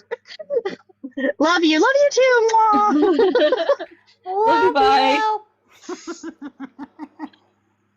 Um, Oh, I wanted to tell you, Crystal. So I was on Sork's panel last night. Sork, right? Uh-huh. Yeah, Um, I love I know, I love it. And Pumpkin, and the other one whose name I forget now, and I feel bad always for I forgetting know the other Pumpkin kitty. is. I always forget the I other always kitty demand too. I'm not Pumpkin gonna lie. after when he's about to leave. I'm always like, no, I want to I see know you Pumpkin. do. I love it that you do that too. But I was on it last night. I don't know if you were there, but there was a guy up there, and my fun thing to do recently has been ask Christians if Jesus told them to come over and drown my children, would they? And usually there's some hemming and hawing or something. And this guy said, I wouldn't want to do it. And I was like, but would you do it? Would it be good? He's like, well, yeah, if God said it'd be good, and I guess I'd have to do it. And I was like, I was very blasé. And then he kept talking a little bit, and then he kept doubling down on like slavery and all sorts of stuff. And I was like, okay, if Jesus told you to go grape your mother, would it be good and would you do it? And he was like, yeah. And we were just like, I don't know what to do with you. Like, you need to be put on a Wow. list. Like, there's got to be a list for check your closets, check your basement. Wait, that's when I came in. Actually, I heard you guys going, "Wow," and I was like, "Oh, Oh I yeah. wonder what he said." Oh my god, who was it? that What is was his name? crazy. Oh, I don't remember people's names. Yeah, Sork might I don't remember. I always either. forget. Maybe. Oh, it was Z. It was a bunch of Z's, I think. I think Jeez. that was him. You know That what's sounds right. really funny? You guys remember what we were taught? Oh, well, actually, you guys might not have. This might have just been an evangelistic thing. But towards the end of days, it talked about how people would start thinking evil was good and good was evil. And Hmm. I can't Yes, help I but talked about think this about, recently. yeah, and I can't help but think of how you got all these atheists and pagans and agnostics and whatnot trying to fight against really heinous shit right now. But it's all the Christians that think we're doing evil by doing the good things, and they think by doing the evil Right. things they're doing good. And it's like, wait a minute. Wait, That's what wait a I've been saying. minute. I literally I'm tagging you in the clip. It's literally on my Yes. timeline right now. I'm like, they are always acting like they say in the end times, good will be evil and evil will be good. And I'm like, but it's them doing it. But it's Like, them they're doing the it. ones. Yeah. It. I It's never thought about it that way, but crazy. yeah, that's true. Because I mean, how many times? Like I'm sure y'all have done it before, but like sometimes you'll talk to people, and for a moment you're like, is it me? Like, am I the one that's being, off? And then you remember what you asked them, Yeah. about like drowning children. You're like, no, that wasn't me. But it's like just the casual, like, yeah, of course. That you're just like, what, huh? Yeah. What? Wait, what? What? I mean, I think that's why I love my archbishop so much is because he's a lot like Rabbi Hana. If God tells him to do some fuck shit, he's doing some fuck shit to God. Right. he he knows what's up. Like, and even he, because he was also raised in heavily evangelistic roots, like I was, and Yeah, he doesn't buy into any of that garbage divine command theory. He's like, nah, fuck that. It's so Which is refreshing. It Like, how really sad is is. it that when someone tells me that they would not unalive my children, that I'm like, oh, I'm so glad to hear that. Like, shouldn't, like, the bar is on the ground for that. Like, Literally. they Right? have to dig a tunnel. That's how bad it is. Literally. I see somebody in queue, but I'm not sure who it is because I got pan hands right now. I went to pull them up, but oh, there we go. They weren't there for a minute, but they're back. Hey, Flockmeister, can I get your age for TikTok purposes? Oh, I'm Hey, sorry. Well, yeah, I'm 70. hey, are you the chicken guy? Yeah, that's me. Hi, how are you? I'm good. I just Nice to accidentally meet you. I'm doing things and then I touch my phone wrong and stuff Happens to me happens. all That's the okay. time. Yeah. But since Well, you're up here, we might as well say hello. It's very nice to meet you. oh yeah. Well, Yes, thank and you. say hi to the chickens too. Yeah, I'm gonna. Yeah. It's really nice today. We're gonna run an errand and then I'm gonna kind of let them out and because I have to watch them so nothing happens to them while they're out running around. Are you a chicken farmer or like a chicken Oh no, hobby I'm just a farmer? hobby. I'm just a hobbyist. Hobbyist? I Cool. retired. I retired, and we found this old farmhouse to rent. So he came out here, and we're looking at it Aw. for the first time. And there was a chicken coop on the back of the garage, and I go, "Oh, I got an idea." So, yeah, so that was How it. many chickens do Going you have what? now? I right now I have 16. Aw. I Wow. have one. It's really funny because I have one regular sized chicken, big chicken that lays big eggs.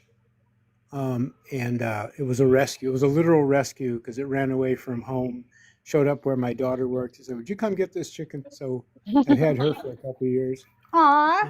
And then all the rest are bantams. They're all small, and they're the descendants of some bantams that I was given because some lady went out and had them for a couple of days, and then I think it was a mental health issue, and then she couldn't have them, so they asked me if I wanted them. So I've got two originals, and then the rest are descendants of I love the. that you were like, yeah, let's rent this cool farmhouse. Oh, you know what we could put in the chicken coop? Some chickens. And now here we are. I love that. I just love that. Yeah, it never occurs. So uh, it's been like 9 years. I got my first flock 9 years ago. Aw. So got 16 little chicks. I ordered 15, but they sent 17, and one of them was a male. So they took the male. She said, "That's a rooster." I go, "I don't want that." So they put it in the box, the other box of the people hadn't come and picked up their chickens yet. So I don't know whatever happened to them. So Passing the rooster So do you along. get a lot of eggs? no, because the back in the summer, I went in the coop and there were 7 dead chickens, Oh, 6 of them Hmm. hens, and one they got one of the silky roosters, and I was freaking out, and I let him out, and I went in there, and there's this mink sitting there looking at me. Oh, They were gods, like, yeah. yeah, and I hadn't. I never had a problem up till that point with predators, but then there was this big the the back door of the garage opens into the chicken coop because it's like a lean-to that they built on the Hmm. back, and there was a big gap underneath, and that's how it got in. So I Yeah, fixed that. And then, I get I that. got it We fine. had All right, knock me out. My son's calling me. it's telling you all about it. Yeah, I remember when that mink came in here. minks, weasels. Like we had a huge weasel problem on our old farm until it got taken care of. And for TikTok purposes, I won't tell you how it got taken care of. But yeah, they Thank can you. be very vicious with chickens. We even had one go after one of our lambs, and it was like, what are you guys doing? You can't be starving that bad. A lamb? Yep, we had one go after one of our lambs, and we couldn't fucking believe it. Like, I will never have that much confidence in my life as much right? as that does. His name, he was one of our pet lambs because like we shoot for like actual monetary purposes. But we kept him, and we called him Baby Mac, Big Mac. He was a runt, and yeah, he had sustained injuries to the back of the legs. Again, for TikTok purposes, I won't go into detail, but yeah, it was the damn weasels, and it was like, what is happening here? Like chihuahuas attacking like a Am I horse. You're like, back? what is happening in my Yeah, life? literally. Like, what's going on here? Like, the food scarcity isn't that bad. We got wildlife all over the place. What are you doing? What are you doing with your life? So, yeah, just That's crazy. it You is. guys, thank you for the 53,000 likes. Thank you for all the gifts and the shares. I know that I am not the only one finding believers to come, having trouble finding believers to come up and chat. It's been a thing lately. A lot of trolls out there, but we're going to keep doing the things we're doing. If you want to come up and talk about anything, you're welcome to put a request in. The topic today is God's not that into you. I like this topic because there's so many ways we can go with this topic. So and it was drawing a lot of believers up last week, so I thought I'd stick with it this week. But we could try some other ones this week. Hopefully, I'll be back on camera soon. The issue is that I cannot bend the knee. It's because I'm an atheist, and we just will not bend the knee. That is just Won't it's happen. once Literally. you become Mhm. atheist, you can no longer bend the knee. It's just something that happens, and so it's hard for me to sit at my desk because of it. But I'm getting that taken care of. So hopefully, I'll be back at the desk soon. Never bend that knee.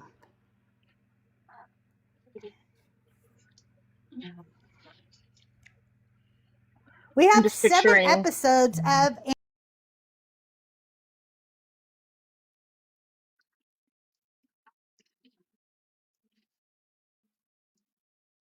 Sorry, I got a Oh text that God, I had to look Crystal's been at. raptured.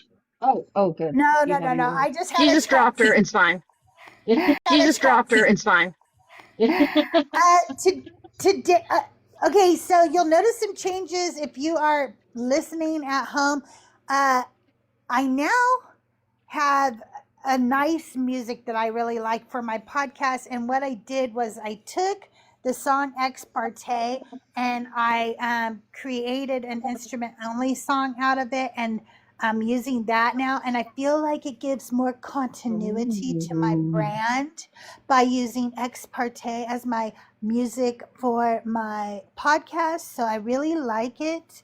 I'm also trying not to sound like Miss Rachel anymore when I read to you. And if you know what I'm talking about, you know what I'm talking about. Okay. Um, you know, and today, the episode that I dropped last night, I think is one of the most compelling arguments that women have for the God of this Bible not knowing everything. Okay. And it is called Milka and Iska Genealogy and Mitochondrial DNA. It's a really good sermon. You all should go listen to episode 7, Milka and Iska Genealogy and Mitochondrial DNA. So check that out because it's a great episode. And make sure you share these episodes with friends. Go send these to some of your Christian friends. They're not going to know right away when you send it to them that it was written by an atheist. They're going to see anti-sermon and they're going to go, oh, it's sermons about women. And then maybe they'll start to realize, like, holy fuck, they have been writing and reading these women wrong for centuries, you know? Bold of you to assume I have Christian friends.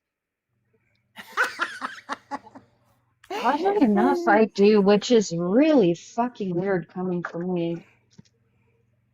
Me of all people. It's like, I oh my God, I'm I friends with My family Christians was and never stuff. religious, so I don't have have any of I didn't have difficulty leaving the faith. I didn't have a bunch of people like giving me hell or anything for it. So I'm like, oh, they just I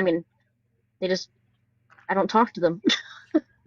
I think the reason why I have the Christian friends that I do is that they are chaos gremlins like I am. So there's some balance there. Um, yeah, I don't know. It's odd. You're like, I'm working on it. I'm working on it. Well, had you talked to me even a year, 2 years ago, 2 years ago, I would have been like, I'll never friend up a Christian in a million fucking years. What are you talking about? No, keep them away from me. And now it's like, now I got Christian friends, and it's like, what happened? What happened to my rule? Where'd my rule go? I know. And then you try to make me be friends with them, Father Mark. No, I'm just kidding. Father Mark. Yeah, no. Okay, I What's guess there really is Father fun. Mark. I will count Father Mark as one. So Well, what's really fun is watching him and Rabbi Hannah both debating Christians at the same time. That is a wild experience because it's like, bro, are you Jewish? Like, but yeah, no, it's I just like it when he comes up on panel and the Christian's like, yeah, listen to the Father. And it's like, this isn't gonna go the way you think it's gonna go. no, it's not. Right? He's just straight up, first of all, every time. First of all, First of all, just real calm, and you're like, I got my popcorn.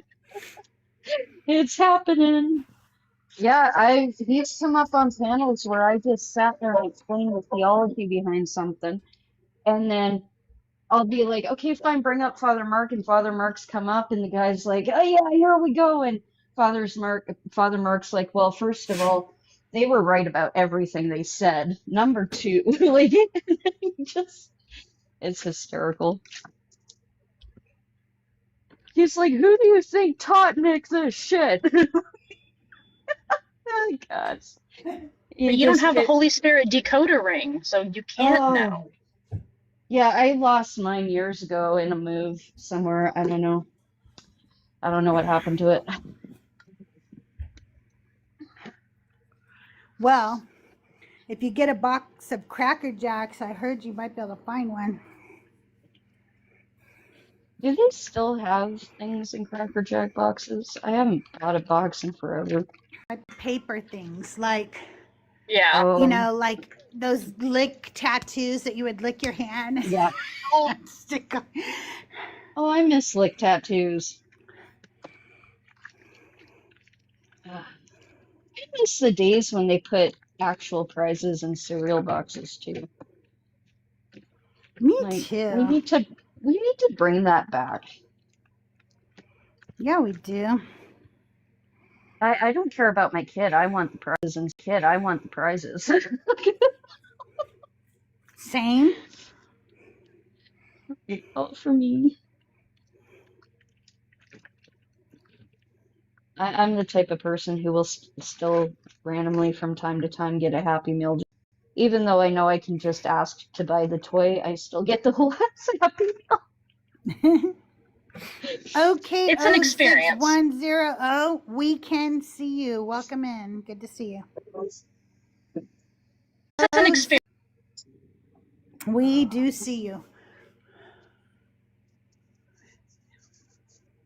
I don't because I'm not looking at my phone, so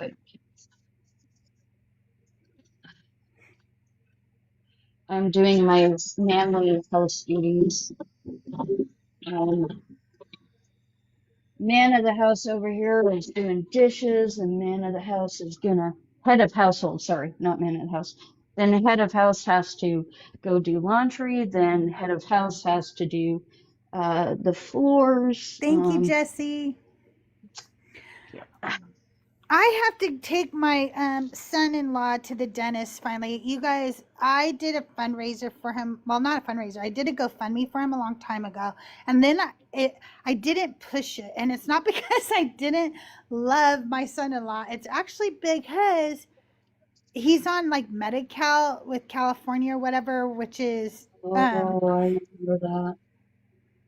and they were like, "Oh, you have money," so like they were screwing with his insurance because he had money. Oh, you have money, K06100. Hello. I have said hi to you now twice. We do see you in chat. I don't know why chat didn't say hi to you, but I am saying hi to you, the host. Hello, OK06100. How are you? And hi, Geezy, and hi, Mixed Family, One Tribe. Good to see you. Welcome in, everybody. KJ, welcome in. And now I forgot what I was saying because I have ADHD. Where did Lathe go? You were talking about how you finally get to take your son to the dentist. Oh, so anyway, he's a trans man, and after he was getting his name changed, and then Trump did what he did in the middle of the name change. So it became this huge issue because half of his paperwork was in his, dead name, and half was in his now legal name, and it became this really ridiculous thing. And half was, poor guy has had to be in dental pain the entire time because if we would pay cash for it, then he could lose all his other benefits. Do you know what I mean? So there was no winning on this. It was all losing. And we finally got it fixed. So today, when I finish up here, I'm going to be taking him to finally get to the dentist. I am a miserable a-hole when I have tooth pain. Holy crap. I am too. I can't imagine. And he's just been a trooper this whole time. I don't know how he lasted so long, but kudos, because, yeah, I would have taken pliers by that point and hoped for the best. Yeah. But I mean, the worst part is too, because like he is going to need some bone grafts and stuff. This isn't like an easy fix for him. He needs, professionals. Yeah. Hey, I gotta get my dog to go to his bed. It's terrible. And I don't know why, like, even in Canada, dentists should be covered the way our healthcare is covered, because once your teeth start going, infections can hit, which can go into your bones. It affects your health. Yeah. It affects your mental health. Why in Canada, dental is not covered with every other medical thing we get done is beyond me. Beyond me. That's crazy. It's the same. Only good place that I know in the United States, now it could be other states, but I don't know one, is in California when you have Medi-Cal. And before Trump fucked up everything for trans people, it wasn't that hard. It would just have been covered.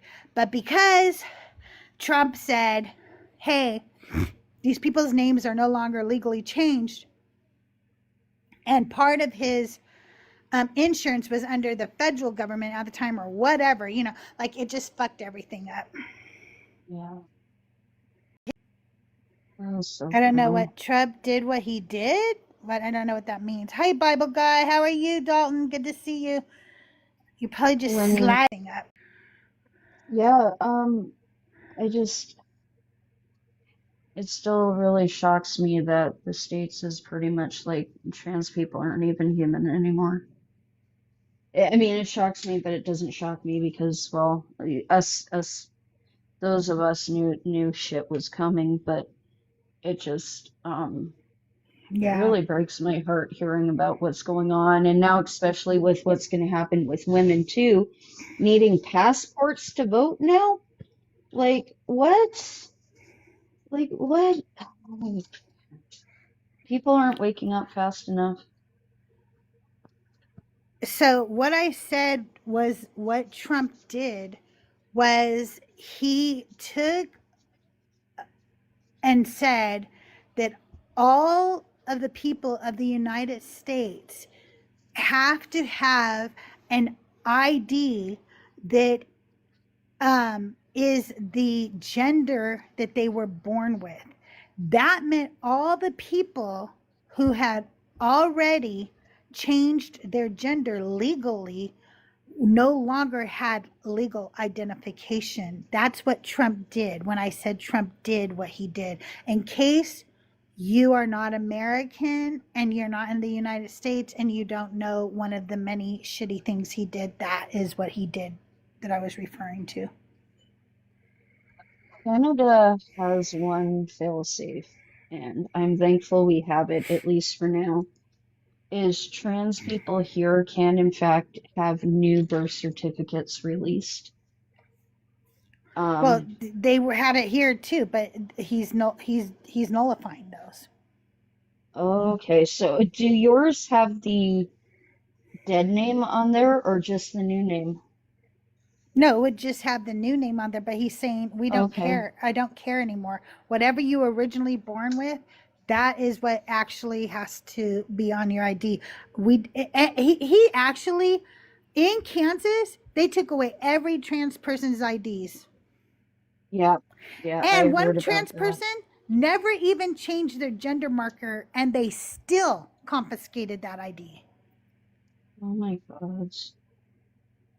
Because I was talking to somebody else, and maybe it's state by state, but somebody else told me you guys couldn't change your birth certificates. So maybe it's state by You state where most it definitely differs. can change. No, you can. People just don't always know what it takes to do things. Okay. They say things without knowing. Every state's going to have different laws on how and why and when you can do that, and there's definitely federal laws on that as well, and you have to understand those. Like, for instance, I was adopted. Lots of adoptees have their original birth certificate changed to match their adoptive parents. So, and the reason I know all that, because I was adopted when I was in my 30s. So I was an adult adoptee. And when I was in my 30s and we went through the adoption process, they accidentally changed my birth certificate to say that my name was Crystal. Oh, I almost said what my real name is. That my name is. Stop! Okay, that my name when I was born is what it is now. Meeks, welcome in. And that was on my birth certificate, okay? And the funny thing was that my name shouldn't have changed at all on my birth certificate because the person who adopted me was my father's brother. So my name should have stayed the same.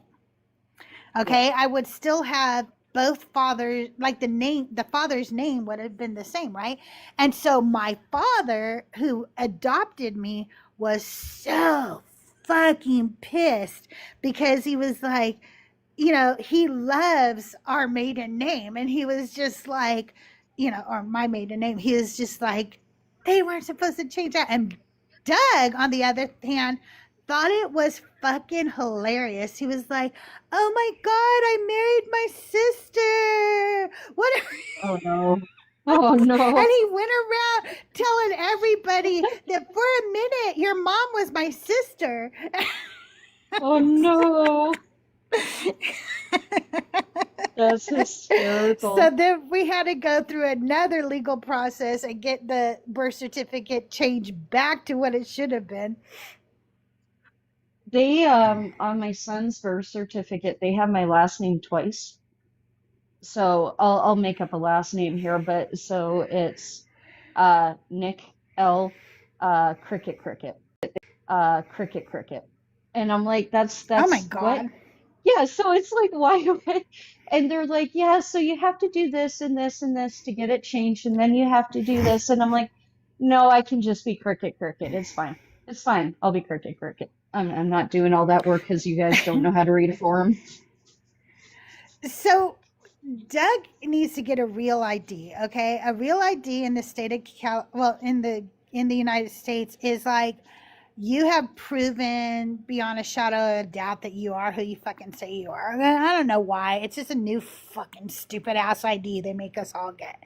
And they keep threatening us like nobody will be able to fly in May, and then it'll be June, and then it'll be July, and then it'll be August. Like, unless you get this real ID. So far, we still can use whatever fucking ID we want. Well, you sometimes have to wait in longer lines if you don't have the real ID or something.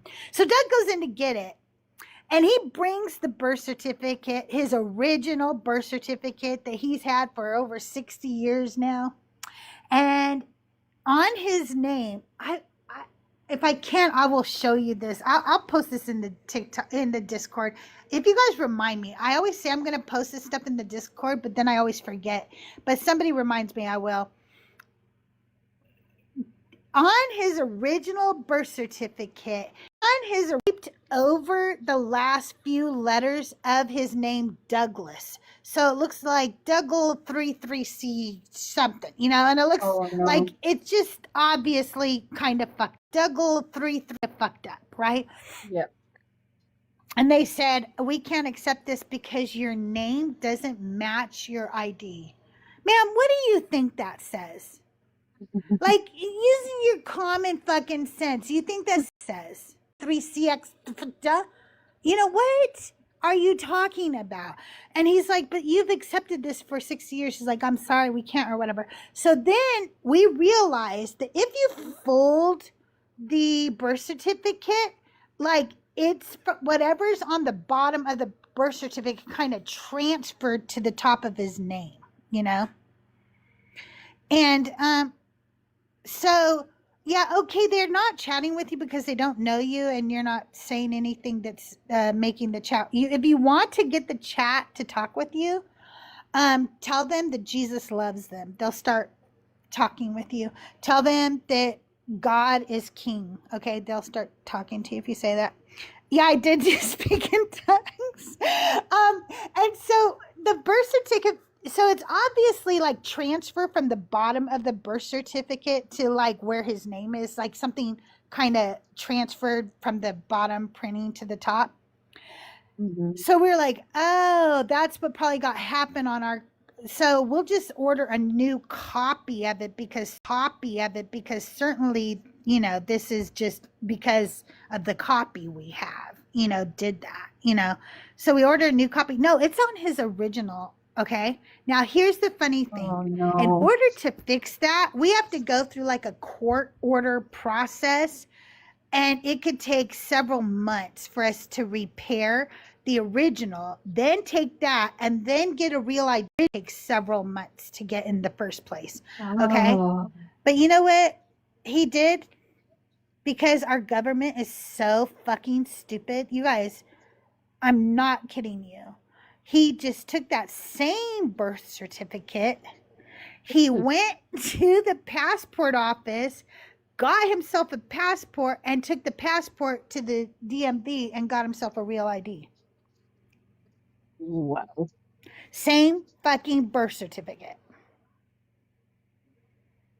That is so wild.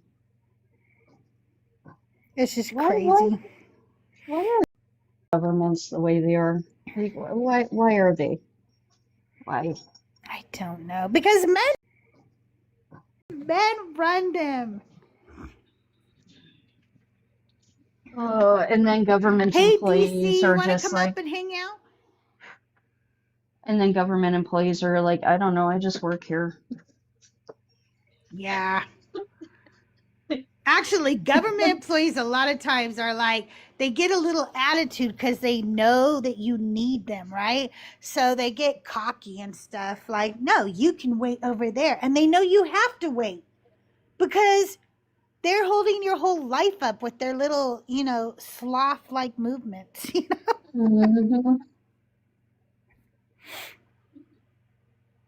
DC, we got the band back together, you guys. How are you? Yay. DC. Nick, what's up, Nicholas? What's new? Oh, I'm about to go to choir today at a Lutheran church. Oof. How Yeah. fun. What are you going to sing? Oh my Oh, we're God, singing some choir. oldies too. We're singing some oldies, and it's so fun. And it's the good Lutheran church too. We're like wear rainbow tassels, and there's like it's like the most amount of trans people that I've actually had, you know, been able to conversate with, and some of my best friends are Yeah. trans, but like in real life, like that's where they're at, and they have like a lot of resources. So I really like the church, and I'm using it. My friend does drag, and he's leading the choir. So I'm using it as like, an experience to, you know, get along with the good Christians, or you know what I Yeah. mean? Yeah. Yeah, I went to church last Yeah, I Sunday, know what you and we mean. went to church last Sunday. It was fun, and anyways, they were asking everybody to come and take communion. I'm like, hell no. Went to church last Sunday. I will do everything but that. I would do anything for love, But not but I won't do cannibalism. that. But I won't do that. You know what? I'd say something, but I'm Yeah. getting crystal flagged today. You're, s- you're funny. DC, I was gonna message you. I found a page. It popped up on my, hey, if you're interested in this, you should join this thing on Facebook. It's Christians Against Christian Nationalism, and they have over, and I thought, Yes, shit, that I've known might be about for them for a Chris. few years. Nationalism. I've known about them for a few years. I don't know if you know who like the ex evangelicals are. I forget the content creator's name, but he's still a Christian pastor. And there was some things that came out, like he was like being like verbally hateful to one of his coworkers or something. I don't know all the details. But he got out of ex evangelicals, but he still does stuff with like April Joy. I don't know if you know who that is. It sounds familiar. She's a Christian, but she's against Christian action Familiar. still. But anyways, she's a really big content creator in that space, and so like they have their own like little space, and that's what I'm realizing here for people, for like atheist deconstructioners, like people like deconstructionists that have like left the faith completely. But then there's like this whole nother, group of people that claim to be deconstructionists, and it's so weird. I wanted to join the page just to see what they're doing as far as activity within, the states, like what they're doing, or if they're just kind of crying online. But it wanted me to go. They want me to go to like a website and sign some kind of a faith thing, and then they want you to watch a video when you first join. And I'm like, this is weird, but I mean, if they're actually against Christian nationalism, maybe it's a start, a toe in the pond. I don't know. Maybe I'm just being fucking hopeful. Yeah, no, yeah, they've been building out since I think like 2016 or maybe after that. But yeah, I think it was either at the in the middle of his first term or at the end of his first term they created that organization. Okay. Oh. Can I ask a question? Yeah. April LaJoy is with the new evangelicals. Is that what you're talking about? Tim Whitaker? Yeah, the new evangelicals or the ex evangelicals. Well, I think that Why was like do the I name of their know that podcast or name? whatever. yeah, well, no, the organization he started was the New Evangelicals. It's like it's a Okay. nonprofit, and he has he hired someone to run the thing, and he gets a salary. But he was a worship band leader or drummer. He was a drummer in the worship band, and when they kicked him out when he wouldn't vote for Trump, Oh, okay. Yeah. And I they're think, and he's not the only one in that group, but I think he's one of the content creators that are like deep in that, yeah, he group, the founded it. He Christians Against started Christian it. Nationalism. Yeah, and I hooked up with April. April was doing all kinds of funny TikTok stuff. She wrote a book called Star Spangled Jesus. So there are a lot of videos of her talking about her book. She's hysterically funny. Her TikTok stuff. She did this one. The latest one was Pam Bondi. They had the Pam Bondi hearing. So she did Pam Bondi as a waitress, being rude to the customers and That's yelling at them. hilarious. Oh, you got to see it. It's so funny. Yeah. No, There, but when you were talking about April and I said I think it means the new evangelicals. So that's all. Oh, I know April Joy. Okay. Yeah. I didn't know who you Yes. guys were talking about. Now I looked her up. I know who she is. Yeah. Yeah, You're she's probably right. hilarious. I misspeak sometimes. Her and her Right. husband. Her and her Right. husband are Yeah. hilarious. They're both Yeah. hilarious. Beecher. Yeah. I don't know her husband, but I may have seen him, but I just am not aware of who he He's is. such a Yeah. good But to my sport. knowledge, yeah, she is still a Christian to my knowledge. Yeah. They say that. Yeah. They say they're still Christians, but they're really pretty far deconstructed. And yeah, they're not too scrupulous about not swearing. So they're not. They're far along enough that you can tolerate. That we don't have too much Yeah. against them or too much to argue with them about. So it's kind of I fun. guess. Do you guys know who Forrest Valkyrie? I think that's his last name. Valkai, Forrest Valkai. Yes. Valkai. Yes. Valkai.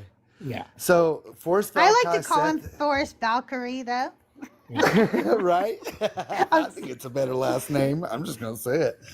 Me too. I'm Anyways. sorry. No, you're great. A couple weeks ago, I went to Tulsa and I went to this lecture that Forrest was giving, Seth Andrews, and then there is she's a woman. She's probably my age, around 30 something. But her name is Erica Gibbons. I don't know if you guys know who that is. Yeah, Gutsit Gibbons. It's her. Gutsit Gibbon is her handle. Yes, They call yes. her Erica Gibbon. Yeah. Yeah. Erica Gibbons is her name, but Gutsit Gibbons is her, But anyways, so I went to a lecture they were giving in Tulsa. It was super cool. And I forget, and somebody in the Q&A section asked Seth Andrews about what do you think that we're missing out on? Or I forget what the question really was. It was on the topic of can we work with Christians? What about progressive Christians? And he was like, Seth Andrews was like, I think that we could definitely work with them. He was like, I want to be organized. They know what they're doing, and they agree with us. We need to work with them. And so I was kind of thinking about that. I'm like, out of all the people that I debate with, I feel like I can get further along with a progressive Christian, even though we disagree. You know what I mean? Mm-hmm. Yeah. as long as you're not spouting off harmful dogmatic rhetoric, biblical end of days, hellfire bullshit, I could get along with people. They're Christians, sorry, but the intellectually honest ones that will say, yeah, God did some fuck shit in the Old Testament. The intellectually honest ones that are like, yeah, Christianity destroyed Earth. I can get along with those types. The ones that want to actually change everything, not erase history, but change. I can get along with them, but God, they are so few and far in between. I literally went Here's to the church thing. Sunday, I can get and the along with pastor them, called. but I'm sorry. Go ahead. No, sorry, Crystal. Go ahead. I want to hear what you have to say. I can get along with them. The problem is, I'm just being honest, okay? If I talk to them for too long, I always find something. It's something horrible. It's something bigoted. It's something rooted in hate, whether it's self-hate, misogyny, patriarchy, racism, homophobia. There is something. And if I don't find that something, then I have to ask them, then why the fuck do you believe this? Because you literally don't believe anything that's in this book. And then I find that it is because it benefits them. And that is at the backs of the people that it marginalizes. And then I have issues. So I can only get along with them for so long, because if we talk too long, eventually, I'm just going to tell you, I don't end up getting along with them after a little while. If we get down to the brass tacks of why they're still a Christian, it's usually very selfish, and they do not consider any of the people that it's harming. Yep. Yeah, there's always going to be a curve. Yeah. What were you going to say, DC? Well, first of all, you know how you and I collect Bibles? This is the one that they had at their church, and the pastor gave me Hello? one. Can you hear me? Yeah, I'm sorry. My phone rang. Go ahead.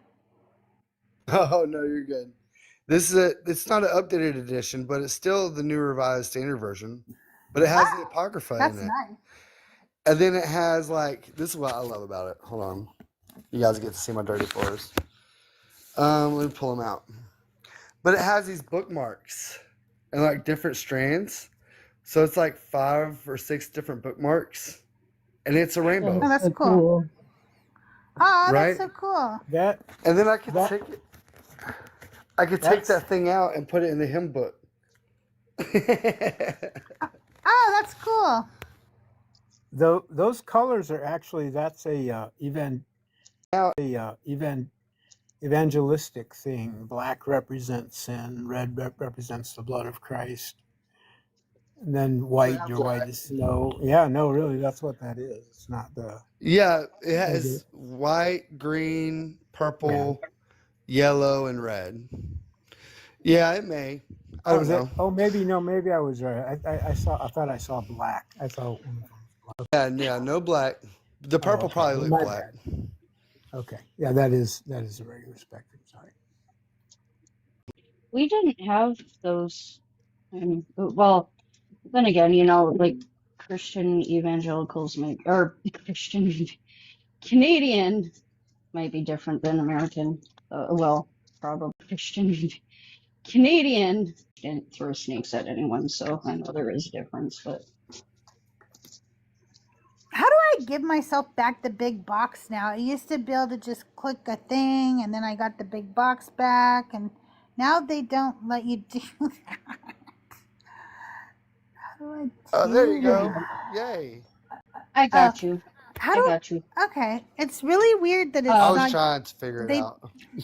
Oh, there you go. A quick life hack: just click on him and go minimize, and it'll bring you back up.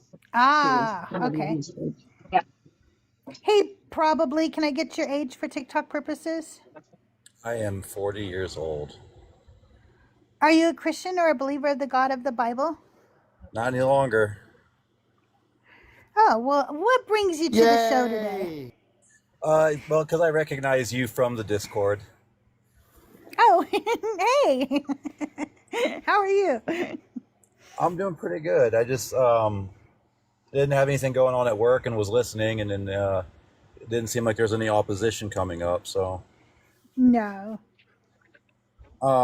I just figured I'd come up and chat with y'all because, like I said, I've seen you guys around, and you're a creator who's well established, and I am not. I'm not even on my main account currently, so. Well, I'm trying to get established. Actually, by the way, I'm trying to reach 10,000 followers here on TikTok. If you haven't followed me yet, please do so. And maybe share out a video or two of mine with somebody this week and tell them that they should follow me and help me get my followers up. I have reached over 1,000 subscribers over on the YouTube. And hello to everybody over on the Deconstruction YouTube. If you're watching me over there, please head over to my channel real quick. I am CrystalJae, CrystalJae, all one word. And subscribe to me over on my YouTube as well. I'm only going to be here a few more minutes because I have to take my son-in-law to the dentist. So, Well, life happens. I'm pretty sure I follow you on YouTube, and I definitely follow you here, obviously. cool. Well, it's not obvious to you, I guess, but It is now.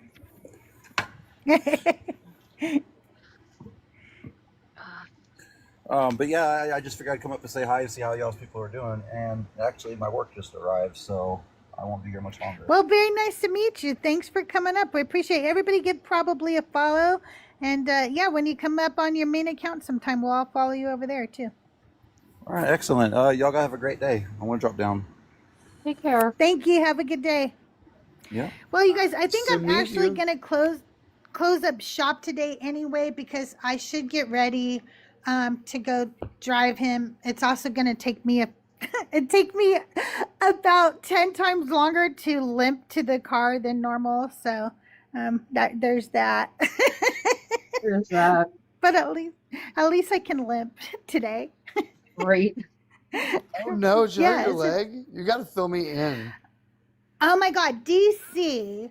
I thought I was having an arthritis flare up, and I have spent the last several weeks going to doctor after doctor. I have spent the last several weeks going to lead. They have ordered an MRI, but it was so bad that an arthritis flare up. What didn't tell you guys earlier was when I hurt myself the day before yesterday, when I just pivoted and suddenly I no longer could even stand on the leg at all, and I was reeling in pain, and I got in the bed and I was just like in like that moment of pain where you are feeling rage, but you also want to curl up in a fetal position and cry like a little child. That's where I was at. But my mind was thinking of all these horrific things. At that moment, I almost told Doug, I think you need to take me to the emergency room. I can't do this anymore. I can't keep going to the doctor. Like, they're not doing anything. You know what I mean? They're not doing anything instead. And yeah, so apparently, DC, I do have arthritis. That is true. But arthritis doesn't make it so you become, incapacitated in just a matter of, a few weeks. And so they do believe there's probably something else like a torn meniscus or something. Oh no. Well, I hope you get like better answers and treatment. Thank you. I did get a steroid shot, so like that's why I can limp now. So, Oh, nice. so that's an improvement for me. Yay. So, yeah, I'm really excited. I will be back live tomorrow, and I'll be live for the entire show, and I won't have to leave early. So if you guys want, come back, join me tomorrow. Flockmeister, thank you for being here. I love your chickens. DC, thank you for being here. You don't have any chickens. Nicholas, thank you for being here. You should eat some chicken. You guys have a wonderful day. I will see you around the mean streets of TikTok and YouTube. Go raid somebody and tell them Crystal sent you and that Crystal loves them. Okay? Have a wonderful and tell them Crystal.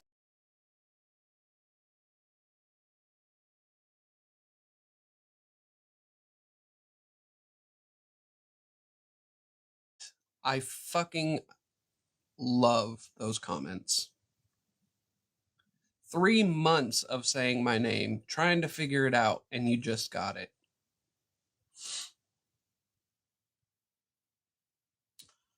You're a chef?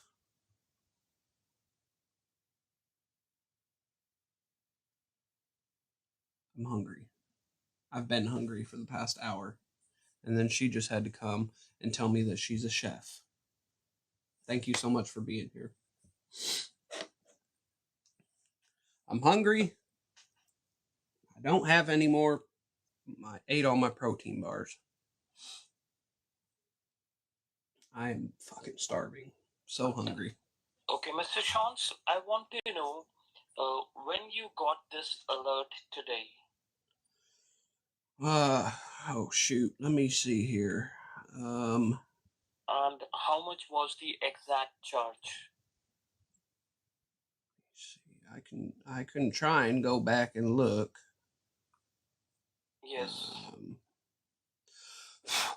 I got it sometime in the early afternoon. Okay. And how much is the charge? Well, that was it. It didn't say a charge. It just said that hold on. Let me find it here.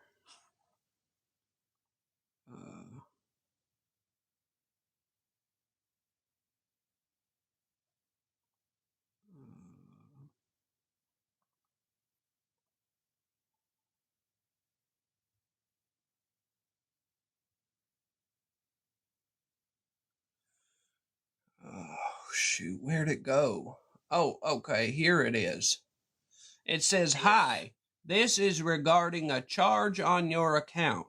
If you have not authorized this charge to cancel, please call us back." That's all it says. Okay, let me check. All right. 1 second.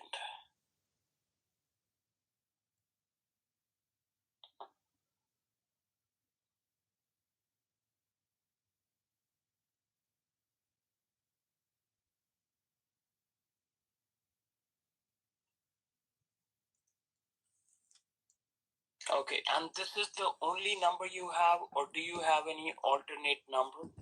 No, this is the only number I have. I used to have a home telephone, but I got rid of that because I never used it. I was paying the bill, and for what? For just throwing money away. Okay, can you repeat your phone number to me one more?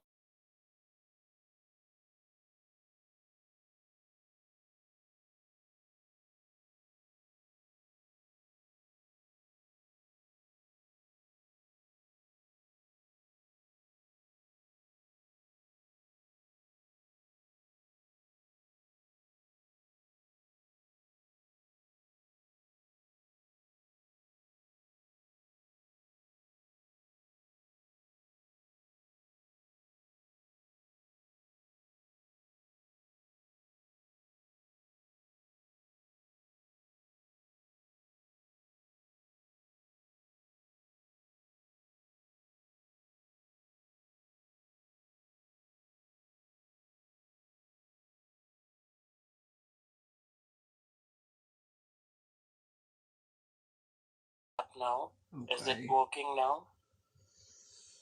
Oh, it's okay. Yeah, I see it. The two red squares. Yes, that is the one. Okay.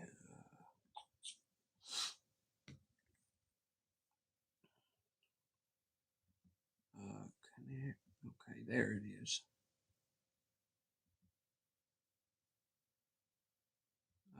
It still says unable. Okay, what do you see written there? Unable to install. Screen Connect is unable to be installed due to privacy reasons.